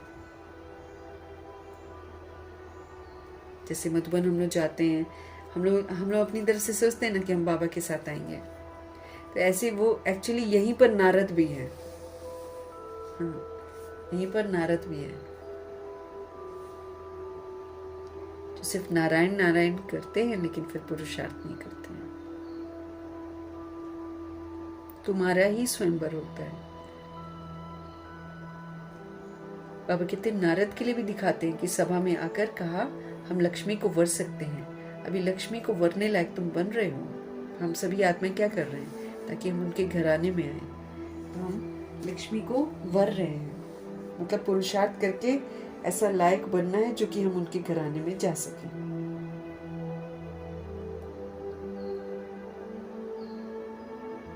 अभी लक्ष्मी को वरने लायक तुम बन रहे हो। बाकी बाबा कहते वो तो सब है भक्ति मार्ग की कथाएं जो दुनिया में बोलते हैं। बाप रियल बात बैठकर समझाते हैं हमको।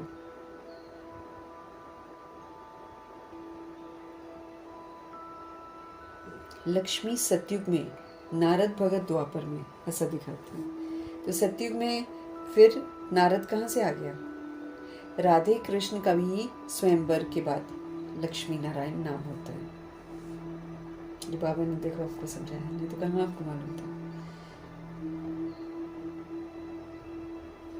ये भी भारतवासी नहीं जानते हैं कि राधे और कृष्ण ही लक्ष्मी और नारायण है। कितना अज्ञान, कितना अंधियारा है। बाप है कल्याणकारी।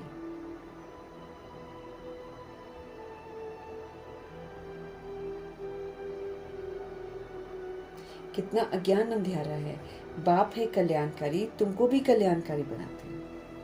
हमारे बाबा कल्याणकारी हैं, अब हमको भी बनाते कि भाई तुम भी कल्याणकारी बनो और अपने हिसाब किताब तुम सारे ठीक करो।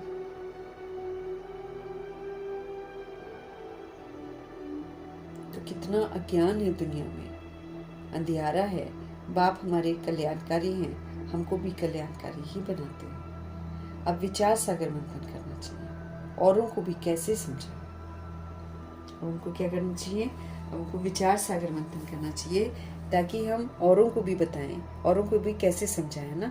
तो बाप समझाते हैं कि चित्र आदि कैसे बैठकर बनाए हैं। गांधी की नाभि से नेहरू निकला, ऐसे दिखाते हैं। अब कहाँ वो विष्णु देवता और कहाँ ये मनुष्य। इन सब बातों को तुम बच्चे अब समझते हो। नंबरवार तुमको खुशी होती है। मतलब सबको एक जैसी खुशी नहीं होती। जिसको जिसको जैसे जैसे जगती जाएगी ना आत्मा, वैसे वैसे उसकी खुशी बढ़ती जाएगी। तो बाबा कहते हैं नंबरवार तुमको खुशी रहती है। बेहद का बाप हमको पढ़ा रहे हैं। ये तो कभी सुना नहीं था, क्योंकि गीता में तो श्री कृष्ण भगवान वाच लिख दिया। बेहद के बाप हमको पढ़ा रहे हैं, ये तो हमने कभी सुना ही नहीं था, क्योंकि गीता में तो श्री कृष्ण भगवान वाच लिख दिया। भगवान जी कब आए, कब आकर गीता सुनाई, तिथि तारीख कुछ है ही नहीं। कल्प की आयु ही लाखों वर्ष कह देते हैं। कोई की भी बुद्धि में आता ही नहीं है। अब बाप बैठकर बच्चों को समझाते हैं। ब्राह्मणों का झाड़ वृद्धि को धीरे धीरे पाता रहता है। पाते पाते अनगिनत हो जाएगा। तुम बच्चे जानते हो वर्ण कैसे तुम बच्चे जानते हो कि वर्णों में कैसे आत्माएं आती हैं ना, वर्णों में कैसे चक्कर लगाते हैं। हम ब्राह्मणों का वर्ण सबसे ऊंचा है। इस समय जो भगवान की रचना है ब्राह्मण, ये वाला वर्ण सबसे ऊंचा है, क्योंकि इसमें हम भगवान के साथ पाठ बजाते हैं, इसमें हम स्व परिवर्तन का पाठ बजाते हैं, इसमें हम कल्याणकारी पाठ बजाते हैं। तो ये सबसे ऊंचा वर्ण है जब हम अपने आप को करेक्ट करते हैं। तो ब्राह्मणों का वर्ण सबसे ऊंचा है। हम है भारत के गुप्त सच्चे रूहानी सोशल वर्कर। हम कौन है? हम सच्चे रूहानी सोशल वर्कर हैं, लेकिन हम गुप्त हैं, किसी को नहीं पता है कि हम रूहों की सेवा कर रहे हैं। तो हम गुप्त हैं और हम सच्चे हैं और हम रूहों की सेवा करने वाले सोशल वर्कर हैं। परमपिता परमात्मा हमसे सेवा करा रहे हैं। हम रूहानी सेवा करते हैं, वो दुनिया वाली जिस्मानी सेवा करते हैं।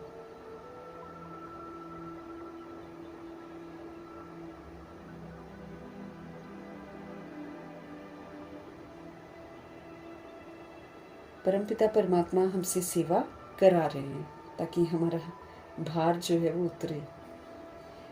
हम रूहानी सेवा करते हैं, हम रूहों की सेवा करते हैं और दुनिया वाले जिस्मानी सेवा करते हैं। और कलयुग में तो जिस्मानी सेवा के नाम पर पैसे इकट्ठे कर लेते हैं और खुद ही खाते रहते हैं।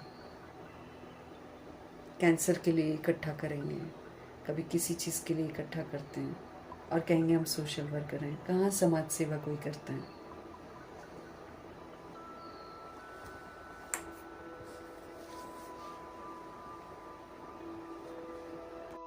तो जिस्मानी सेवा करते हैं वो लोग। तो बस तुमको कहते हैं तुम भारत की क्या सेवा करते हो?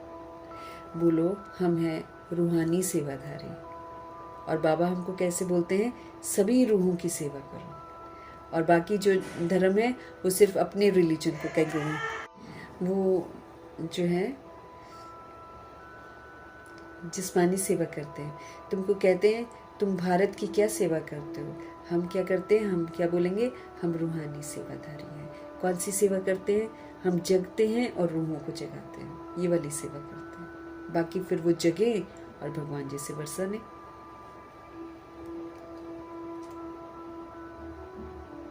बाकी रिलीजन तो अपने अपनी कौम की वो करते हैं ना।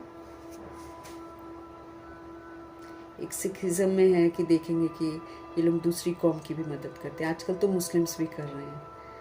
बाकी क्रिश्चियनिटी में ये होता है कि वो लोग खाली क्रिश्चियंस की करते हैं, ज़्यादातर दूसरे में पार्टिसिपेट नहीं करते हैं। बोलो हमें रूहानी सेवाधारी स्वर्ग का उद्घाटन करा रहे हैं, स्थापना करा रहे हैं। शिव बाबा है करण करावनहार जो करा रहे हैं। वो करता भी है। मुरली कौन चलाता है? तो कर्म करता है। तुमको भी सिखलाते हैं कि ऐसे ऐसे चलाओ। महामंत्र देते हैं मन मना भव। कर्म सिखलाया ना, फिर तुमको कहते हैं औरों को भी तुम सिखाओ। इसलिए करण करावनहार कहा जाता है। करते हैं फिर हमको सिखाते हैं कि तुम भी ऐसे करो। मुरली पढ़ाते हैं फिर हमको बोलते हैं तुम भी ऐसे सेवा करो। तुम बच्चे ही यही शिक्षा देते हो, बाप को याद करो और वर्षी को याद करो। यही तुम बच्चों को पैगाम पहुंचाना है। ऐसे नहीं दूसरे को पैगाम दें और खुद याद में न रहें, फिर क्या होगा? फिर तो बेकार है ना। हमको याद में रहकर दूसरों को याद दिलानी है। दूसरे पुरुषार्थ कर ऊंच चढ़ जाएंगे, मैसेज देने वाले रह जाएंगे। अगर ऐसा हुआ कि हम खाली दूसरों को ही बताएंगे तो दूसरे तो उड़ जाएंगे, हम तो वहीं के वहीं रह जाएंगे। लेकिन यहाँ विधि है कि करके फिर दूसरों की सेवा करो। खुद याद में रहना है, फिर दूसरी रूहों को याद दिलानी है। दूसरे पुरुषार्थ करके ऊंच चढ़ जाएंगे, बाबा कहते हैं मैसेज देने वाले रह जाएंगे। याद का पुरुषार्थ न करने से इतना ऊंच मर्तबा नहीं मिलता है। याद का पुरुषार्थ बहुत जरूरी है, तभी हम ऊंच मर्तबा पा सकते हैं। दूसरे याद की यात्रा से पावन बन जाते हैं। जैसे बाबा बांधेलियों का मिसाल देते हैं, वो याद में जांचती रहती है, बिगर देखे भी पत्र लिखती है। भगवान को देखा नहीं है, ब्रह्मा जी को देखा नहीं है, मधुबन देखा नहीं है, फिर भी पत्र लिखती है। बाबा हम आपके हो चुके, हम पवित्र जरूर रहेंगे।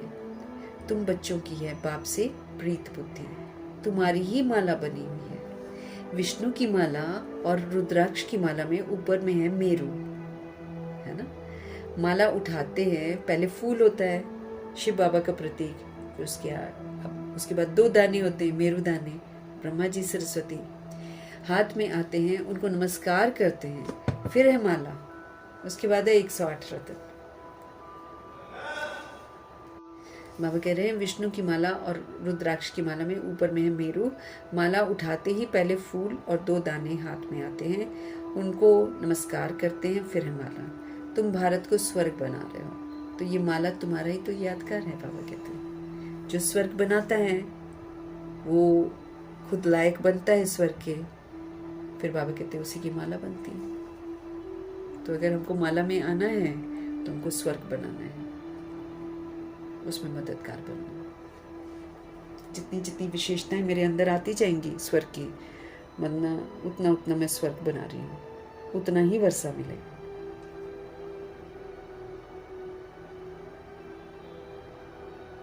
तुम भारत को स्वर्ग बना रहे हो, तो ये माला तुम्हारा ही तो यादगार है। बाप ने ये गीता ज्ञान यज्ञ रचा है, इनमें सारी पुरानी दुनिया स्वाहा होगी। समझ का यज्ञ बाबा ने रचा है, जिसने बाबा कहते हैं बाप ने ये गीता ज्ञान यज्ञ रचा है, इनमें सारी पुरानी दुनिया जो है स्वाहा हो जाएगी। बाप है मोस्ट बिलवेड फादर, तुमको भविष्य के लिए सदा सुख का वर्षा देते हैं। हमारे शिव बाबा मोस्ट बिलवेड फादर है और हमको भविष्य के लिए सदा सुख का वर्षा देते हैं, 21 जन्मों के लिए। जिन्होंने कल पहले वर्षा लिया है वो जरूर आएंगे ड्रामा प्लान अनुसार। बाप कहते हैं बच्चे सुखधाम चलना है तो फिर पवित्र बनना है। मेरे को याद करो, मांगना कुछ भी नहीं है कि कृपा करो मदद करो, मांगना नहीं है। हम तो सबको मदद करते हैं। बाबा कहते हैं भगवान जी का आना, हमको अडॉप्ट करना, जब से आए तब से मुरली पढ़ाए जा रहे हैं, शिक्षित करे जा रहे हैं। ये मदद ही तो है उनकी, कृपा ही तो है उनकी। हम तो सबको मदद करते हैं, पुरुषार्थ तो तुमको करना है ना। फिर हम तो आपको सत्य बताते हैं, सब कुछ गाइड करते हैं, लेकिन पुरुषार्थ आपको करना पड़ेगा। पुरुषार्थ तो तुमको करना है। आशीर्वाद की बात मत मांगना वहां पर कि मेरा पुरुषार्थ में आप आशीर्वाद कर दो। बाप कहते हैं मुझ एक बाप को याद करो। याद करना तुम्हारा काम है, डायरेक्शन देना यही तो कृपा है। बाबा हमको डायरेक्शन देते हैं, हम उनको याद करें, यही तो कृपा है। बाकी तो भल खाओ पियो घूमो फिरो जो मर्जी करो, लेकिन याद करो ना। जो याद करेगा वो फालतू घूमेगा ही नहीं। जो बाबा को याद करेगा वो फालतू खाएगा नहीं, फालतू पिएगा नहीं, फालतू घूमेगा नहीं, फालतू काम करेगा नहीं। लेकिन बच्चे बस ये देख लेते हैं खाओ पियो मौज करो और फिर मौज करते हैं। तुम्हें पवित्र भोजन ही खाना है, विकारियों के हाथ का नहीं खाना। विकारियों के हाथ का खाएंगे तो वैसे ही बन जाएंगे। तुम्हें पवित्र भोजन ही खाना है। हम देवी देवता बनते हैं, वहां प्याज आदि थोड़ी होंगे।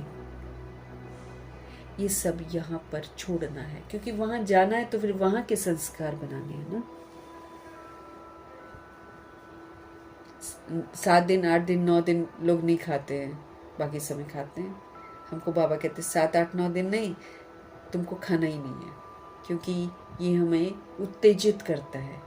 ये तामसिक है, ये कलयुग में आता है। वहां प्याज आदि थोड़ी होगा, ये सब यहीं पर छोड़ना है। ये चीजें वहां होती नहीं, बीज ही नहीं है वहां पर। जैसे सतयुग में बीमारी आदि होती ही नहीं है ना। अभी देखो कितनी बीमारियां निकली। अब जितना जितना ऐसा वैसा तामसिक खाना है उतने उतने वो तमन्नाएं जागती हैं, उत्तेजना होती है, फिर वैसे ही उल्टे काम करते हैं। जैसे सतयुग में बीमारी आदि होती ही नहीं है, अभी देखो कितनी बीमारियां निकली हैं। वहां तमोगुणी कोई चीज होती ही नहीं है, हर चीज वहां सतो प्रधान है। यहाँ देखो मनुष्य क्या क्या खाते हैं। अब देखो क्या क्या खाते हैं। फ्लैश खाते हैं, बताओ। बच्चों की फ्लैश खाते हैं, गाय को खाते हैं, पिग खाते हैं,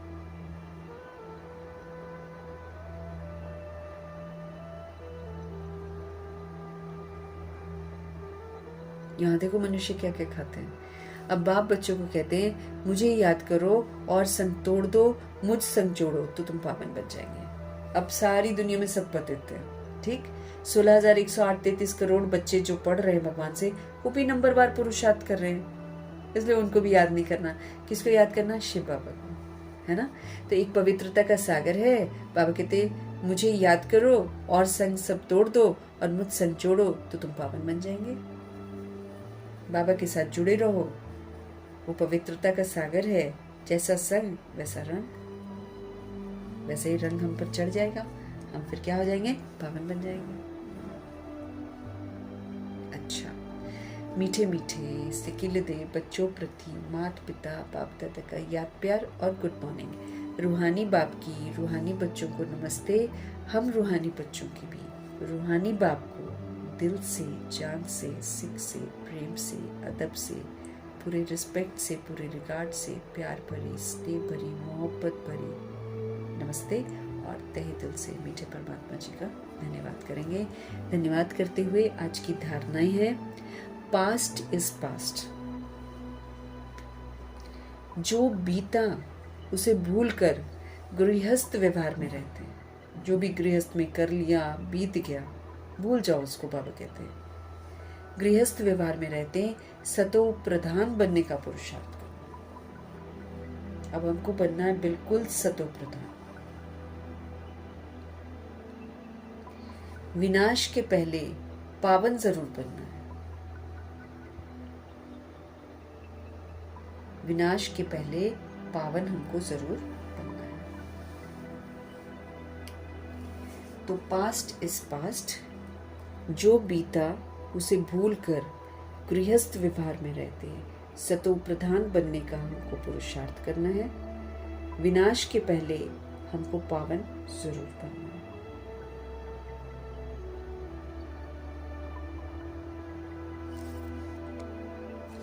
भारत को स्वर्ग बनाने की हमको सच्ची सच्ची सेवा में तत्पर रहना है। क्यों? क्योंकि स्वर्ग की विशेषताओं को हमको धारण करना है। तब जाकर हम भारत को स्वर्ग बनाने की सच्ची सच्ची सेवा कर पाएंगे।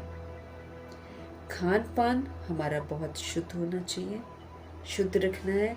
हमें पवित्र भोजन ही खाना है, क्योंकि अवस्था बिगड़ जाएगी ना, क्या फायदा। सबकी अवस्था गड़बड़ हो जाती है ना। अब जो द्वापर युग कलयुग की सोल्स है वो तो बिल्कुल ही विस्मृत हैं। उनका खाएंगे तो हम भी विस्मृत होंगे। वो तो तमो प्रधानता है। क्या देखकर कौन बना रहे हैं। आजकल घरों में भी है, एक तरफ सीरियल लगा होता है, एक तरफ बातें चल रही होती हैं, एक तरफ खाना बन रहा होता है। बाबा की यादें थोड़ी होती है खाना बनाने समय। तो फिर अगर हम किसी के हाथ का खाएंगे तो हमारी अवस्था वैसी हो जाएगी। अपना जितना हम कर रहे हैं पुरुषार्थ, उसमें फिर हमको अटेंटिव तो रहना ही पड़ेगा, नहीं तो पढ़ाई छूट जाएगी। सच्ची अमृत वेला भी छूटेगा अगर किसी ऐसे व्यक्ति के हाथ का खाते हैं ना। आप देखो अच्छा वाला उठना नहीं होता है फिर सुबह। सतगुरु जी का आज का वरदान, स्थूल कार्य करते भी मनसा के द्वारा विश्व परिवर्तन की सेवा करने वाली जिम्मेवार आत्मा भव। हम सभी आत्माओं की जवाबदारी है। हम सभी जिम्मेवार आत्माएं हैं, क्योंकि अब हमको समझ में आ गया है कि हमारी वजह से सारा संसार जो है आज ऐसा हो गया है। तो कितना ना हमको जगना है और रूह को जगाना है। इसीलिए स्थूल कार्य भी अगर हम कर रहे होते हैं कहीं पर, तो स्थूल कार्य करते भी मनसा जो है, मनसा द्वारा विश्व परिवर्तन की सेवा करने वाले जिम्मेवार आत्मा भाव। अगर हम दुनियावी कोई स्थूल काम कर रहे हैं, अब वो तो काम करना है, लेकिन काम करते करते मनसा सेवा चलती रहे। निरंतर सेवाधारी बोल रहे हैं ना बाबा। बाबा तो बोलते चलते फिरते उठते बैठते सेवा हो आपसे।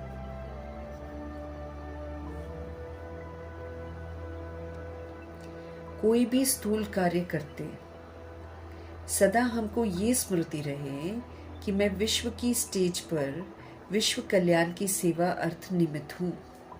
काम करते हुए भी मेरी बुद्धि में ये रहे कि मैं विश्व की स्टेज पर हूँ और विश्व कल्याण की सेवा अर्थ निमित्त हूँ। सब मुझे देख रहे हैं। विश्व की स्टेज पर हूँ ना, तो सारा विश्व मुझे देख रहा है। और मैं विश्व कल्याण की सेवा अर्थ निमित्त हूँ। विश्व देखेगा कि हम विश्व कल्याण का अर्थ कर रहे हैं।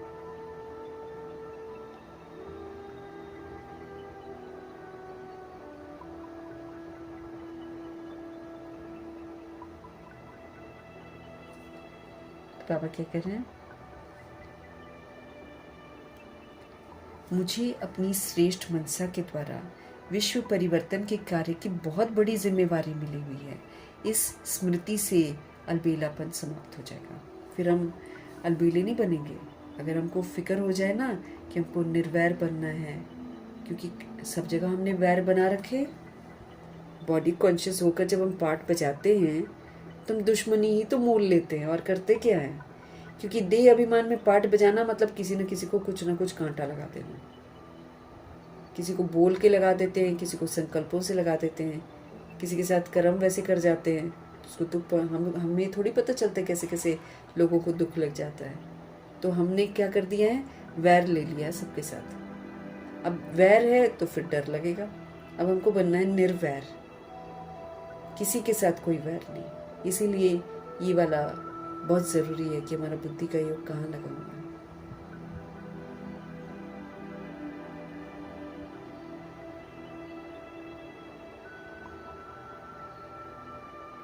तो अलबेलापन, कभी हम अलबेले नहीं बनेंगे। गंभीरता से पुरुषार्थ करेंगे जब हम अपनी जिम्मेवारी समझेंगे।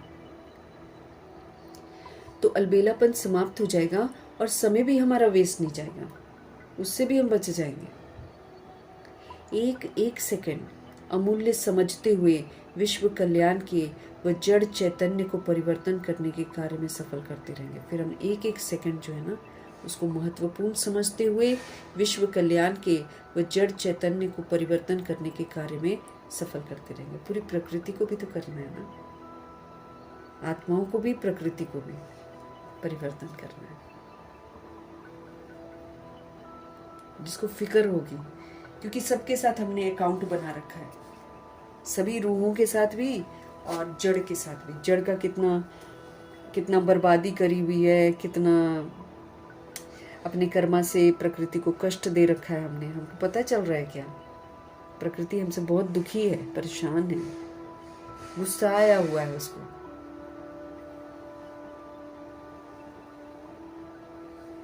सबको लपेट लेगी एक साथ, एक साथ उड़ा सकती है प्रकृति सबको।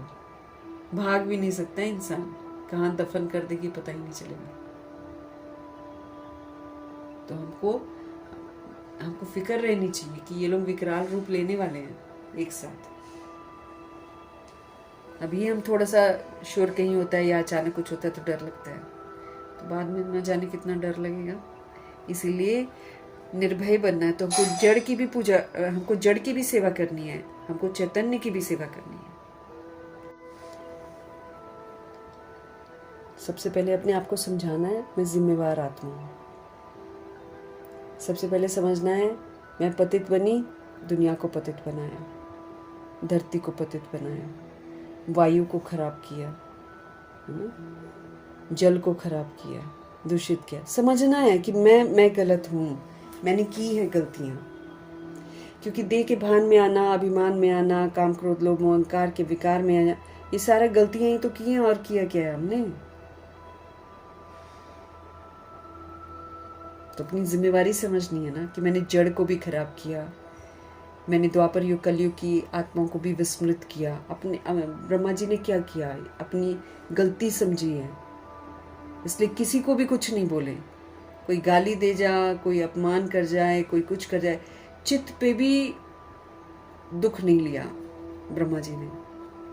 मतलब जैसे होता है ना, एक बुरा मान जाता है या रो लेते हैं हम लोग किसी की बातें, वो तो कभी भी नहीं, बद से बदतर बातें लोग बोल कर गए। तो we have to follow father. अब समझना है कि क्यों उन्होंने किसी से कुछ नहीं कहा, क्योंकि उन्होंने बोला मैं पहली रूह हूँ जो धरती पर आई, फिर मैं ही विस्मृत हुई तो जग विस्मृत हुआ। उन्होंने अपनी जिम्मेवारी ली, मम्मा जी ने अपनी जिम्मेवारी ली। ऐसे ही हमको भी जिम्मेवारी लेनी है। हमने भी गलतियाँ करी हैं, हमने भी वायुमंडल को खराब किया है, हमने भी आत्माओं को विस्मृत करने में अपना योगदान दिया हुआ है। काम क्रोध लोभ मोह अहंकार के शिकार हम भी हुए हैं, देह के अभिमान में हम भी हुए हैं, उल्टे सीधे बोल हमने भी बोले हुए हैं, सब अब बोले हुए ना, झूठ तो नहीं बोलेंगे हम। तो अब क्या करना है, अब मुझे करनी है सेवा। तो जिसको ऐसी फिक्र हो जाती है कि मुझे तमो प्रधान से सतो प्रधान बनना है, वो रूह कभी भी अलबेली नहीं होगी, कभी भी नहीं। ब्रह्मा जी कभी अलबेली नहीं बने हैं। तो ऐसे हमको भी बोल रहे हैं, तुम जैसे कई लोग बोलते हैं ना, हम तो ऑफिस जा रहे हैं, हम तो स्कूल जाते हैं, हमको तो स्थूल कार्य करते हैं। अब भगवान जी बोल रहे हैं स्थूल कार्य करते भी मनसा जो है उसके द्वारा विश्व परिवर्तन की सेवा। अब जैसे हम ऑफिस जा रहे हैं, ऑन द वे हैं, अब ऑन द वे जाते जाते मनसा सेवा चलती जानी चाहिए। अब हम बोले कि हम तो ऑफिस जा रहे थे इसलिए हम सेवा नहीं कर पाए, ये नहीं सुना जाएगा। तो कोई भी स्थूल कार्य करते हुए ना, स्थूल कार्य करते भी मनसा के द्वारा विश्व परिवर्तन की सेवा करने वाली जिम्मेवार आत्मा भव। कोई भी स्थूल कार्य करते सदा ये स्मृति रहे कि मैं तो विश्व की स्टेज पर विश्व कल्याण की सेवा अर्थ निमित्त हूँ। मुझे अपनी श्रेष्ठ मनसा के द्वारा विश्व परिवर्तन के कार्य की बहुत बड़ी जिम्मेवारी मिली हुई है। इस स्मृति से हमारा अलबेलापन समाप्त हो जाएगा और मेरा टाइम भी वेस्ट जाने से बच जाएगा। एक एक सेकंड को अमूल्य समझते हुए मुझे विश्व कल्याण के और जड़ चैतन्य को परिवर्तन करने के कार्य में सफल करना है। फिक्र होनी चाहिए ना मुझे, क्योंकि करेंगे तो बचेंगे, नहीं करेंगे तो फिर बचेंगे नहीं। जो चीज़ें छोड़ देंगे वही चीज़ें फिर हमको नुकसान करेंगे। इसलिए लौकिक की भी सेवा मनसा, अलौकिक की भी सेवा मनसा, सबके लिए दुआएं, सबके लिए दुआएं, सबके लिए दुआएं। देते जाओ। जड़ को भी, धरा को भी। क्यों हम बाबा हम लोग को सिखाते हैं कि 5 तत्वों का भी धन्यवाद। जो चीज़ें हम प्रकृति से, पेड़ पौधे जो भी हम यूज, सबका धन्यवाद। और हम सब पवित्र बने और पवित्रता का सहयोग सबको दें। बाकी सब टाइम पास करेंगे। जो ये बात को समझेंगे नहीं वो टाइम पास करेंगे, घूमेंगे फिरेंगे, खाएंगे पिएंगे। श्लोक, अभी योद्धा बनने के बजाय निरंतर योगी बन जाओ। बाबा कहते तुम फाइट मत करो अपनी बुराइयों से, ये चीज़ मैं ठीक करूं, किसी दिन मैं क्रोध ठीक करूं, किसी दिन मैं वो करूं। बाबा कहते डोंट फाइट, योगी बन जाओ, निरंतर योगी बन जाओ। योग में रहेंगे परिवर्तन होता चला जाएगा, लड़ना नहीं पड़ेगा। मम्मा बाबा जैसे थे ना, निरंतर वो योगी बन गए ना, तो फिर उन्होंने थोड़ी अपनी बुराइयों से लड़ाई करी है।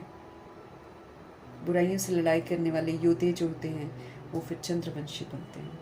हमको अव्यक्त में इशारे मिल रहे हैं ज्वाला स्वरूप स्थिति बनाने के, कि अब पावरफुल स्थिति बनाओ और ज्वाला स्वरूप स्थिति में रहकर शक्तिशाली याद का अनुभव करो। जैसे दुखी आत्माओं के मन में ये आवाज शुरू हुआ है कि अब विनाश हो जाए, वैसे ही आप विश्व कल्याणकारी आत्माओं के मन में ये संकल्प उत्पन्न हो कि अब जल्दी ही सबका कल्याण हो जाए, तभी ही समाप्ति होगी। विनाशकारियों को कल्याणकारी आत्माओं के संकल्प का इशारा चाहिए। इसलिए अपने एवर रेडी बनने के पावरफुल संकल्प से ज्वाला रूप योग के द्वारा विनाश ज्वाला को और तेज कर दो। अब जब से दादियां गई हैं तेज हो गया है ना, क्योंकि वो रूहें यही कहेंगी, क्योंकि जैसे दादियां हैं उनको दिखाई दे रहा है कि रूहें तड़प रही हैं। अब जिनके जो शरीर छोड़ रहे हैं और जिनके संबंधी छोड़ रहे हैं, सब तड़प ही तो रहे हैं। कैसे तड़प रहे हैं अब उनको मालूम नहीं है। उनको इतना सारा अटैचमेंट है, इतना सारा उनको तो देह अभिमान और देह का भान है। तो वो लोग के दुख दर्द जो है इतने सारे, उसको हवाओं में फैला हुआ है इतना आजकल। तो जैसे दुखी आत्माओं के मन में अब ये आवाज़ शुरू हो गया है कि अब तो विनाश हो जाए इस दुनिया का। अब जिनको घर तोड़कर बेघर कर रहे हैं, बाहर बैठे हैं, जिनको खाने को नहीं है, जिनके साथ अत्याचार हो रहा है, वो तो यही बोलते हैं ना कि विनाश हो जाए। तो बाबा कहते हैं जैसे दुखी आत्माओं के मन में ये आवाज़ शुरू हो गया है कि अब तो विनाश हो जाए, वैसे ही हम कौन है? हम विश्व कल्याणकारी हैं। हम आत्माओं के मन में कौन सा संकल्प आना चाहिए? हम आत्माओं के मन में ये संकल्प उत्पन्न होना चाहिए कि अब जल्दी ही सर्व का कल्याण हो जाए, सभी रूहों का कल्याण हो जाए।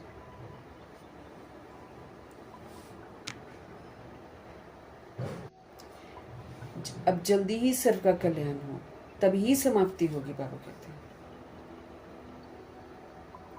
विनाशकारियों को कल्याणकारी आत्माओं के संकल्प का इशारा चाहिए, इसलिए अपने एवर रेडी बनने के पावरफुल संकल्प से ज्वाला रूप योग द्वारा विनाश ज्वाला को तेज करो। दुखी आत्माएं, उनके मन में तो ये आ गया है कि विनाश हो जाए। हम विश्व कल्याणकारी हैं, हम ये नहीं बोलेंगे कि विनाश हो जाए, हम ये बोलेंगे सभी आत्माओं का कल्याण हो जाए, क्योंकि हमारे लिए ये विनाश नहीं है, हमारे लिए कल्याणकारी है। ये हम जानते हैं सभी रूहें दुखों से मुक्त हो जाएंगी।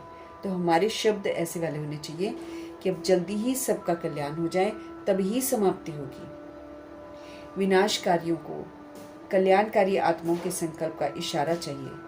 अब जो विनाश करने वाले हैं ना, बॉम्ब्स चलाने वाले हैं, बाबा कहते हैं उनको क्या चाहिए? उनको चाहिए कि कल्याणकारी आत्माओं के संकल्प का इशारा मिले कि सबका कल्याण हो जाए। मतलब जो बाबा के बच्चे हैं वो बोले कि सबका कल्याण हो जाए, इधर बोलेंगे सबका कल्याण हो जाए, उधर विनाशकारी आत्माएं फटाफट बॉम्ब्स इधर उधर फेंक देंगे फटाफट। तो बाबा कहते हैं जो विनाशकारी आत्माएं हैं उनको कल्याणकारी आत्माओं के संकल्प का इशारा चाहिए, इसलिए अपने एवर रेडी बनने के पावरफुल संकल्प से ज्वाला रूप योग द्वारा विनाश ज्वाला को तेज करो। बाबा कहते हैं विनाश ज्वाला तो जग गई है, लेकिन अब इसको तेज करना है। अब उनको देखो, जो हम लोग करेंगे ना वही वो लोग करेंगे। हाँ, ऐसे उनमें ताकत नहीं है। अभी जैसे ना कभी उनको मन करता है विनाश करते हैं, फिर रुक जाते हैं, फिर मन करता है विनाश करते हैं, रुक जाए। बाबा कहते क्यों? क्योंकि ब्राह्मण ही ठंडे हो जाते हैं। और बाबा ये चाह रहे हैं कि ये युद्ध जो है ये बहुत कल्याणकारी है, तो इसलिए कल्याणकारी युद्ध के लिए वो चाहते हैं कि इस विधि से कल्याण करो। मतलब तुम ये बोलो कि कल्याण, सभी रूहों का कल्याण हो जाए, सभी रूहों का कल्याण हो जाए, ऐसे बोलोगे ना, वो विनाश करने वाली जो रूहें हैं वो बॉम्ब उठा के फेंक देंगी। चलो जी, हो गया सबका कल्याण। सब शरीर से मुक्त हो जाएंगे, सब भगवान जी सब अपने घर चले जाएंगे, दुखों की दुनिया खत्म हो जाएगी। अब उनके लिए, उनके बुद्धि में है कि यही एक विधि है कल्याण की, लेकिन वो क्या करते हैं, सारी दुनिया को बम से उड़ाना चाहते हैं, लेकिन अपने लिए वो लोग बंकर्स बना कर बैठे हैं, ये सोचकर कि हम तो शैतान हैं, हम तो सारा समय ही रूल करेंगे, लेकिन वो सारे के सारे मारे जाएंगे। प्रकृति किसी को छोड़ेगी थोड़ी, और वो बम चलाते चलाते अपने को भी उड़ा देंगे, ऐसा होगा। इसीलिए हमारा, बाबा कहते हैं हमारी उत्तेजना जो है ज्वाला स्वरूप स्थिति की बन जानी चाहिए, जिसमें हम स्थित हो जाएं और हम शुभ संकल्प करें कि सभी रूहों का कल्याण हो जाए। और बाबा बोले देखो फिर विनाशकारियों को कल्याणकारी आत्माओं के संकल्प का इशारा चाहिए, बस इशारा मिल गया, वो उठाएंगे बॉम्ब्स और फेंक देंगे। इसलिए बाबा कहते हैं अपने एवर रेडी बनने के पावरफुल संकल्प से ज्वाला रूप योग द्वारा विनाश ज्वाला को तेज कर दो। अपने एवर रेडी बनने के पावरफुल संकल्प से ज्वाला रूप योग द्वारा विनाश ज्वाला को एकदम तेज कर दो। मीठे प्यारे शिव पिता परमात्मा जी का तहे दिल से हम धन्यवाद करेंगे। ब्रह्मा माँ का धन्यवाद करेंगे, जगदम्बा माँ का धन्यवाद, कुलसार दादी जी का धन्यवाद, अष्ट रत्नों का धन्यवाद, नवग्रहों का धन्यवाद, एडवांस पार्टी की सारी सोल्स का धन्यवाद, बची हुई जितनी भी आत्माएं हैं उनका धन्यवाद, और 5 तत्वों का धन्यवाद, ड्रामा का धन्यवाद, प्रकृति का धन्यवाद, माया का धन्यवाद, यमदूत का धन्यवाद, करोड़ों की आबादी का धन्यवाद, साधनों का धन्यवाद, साधन बनाने वालों का धन्यवाद, साथ में रहने वाली सोल्स का धन्यवाद, सहयोगी आत्माओं का धन्यवाद, अविनाशी खजानों का धन्यवाद, समय का धन्यवाद, शरीर रूपी इंस्ट्रूमेंट का धन्यवाद, आप सभी सोल्स का धन्यवाद, पूरे यूनिवर्स का धन्यवाद, सृष्टि की मेहमान नवाजी का तहे दिल से धन्यवाद करेंगे। हम अपनी तरफ से भी धन्यवाद करेंगे, और वर्ल्ड की जितनी भी रूहें हैं सबकी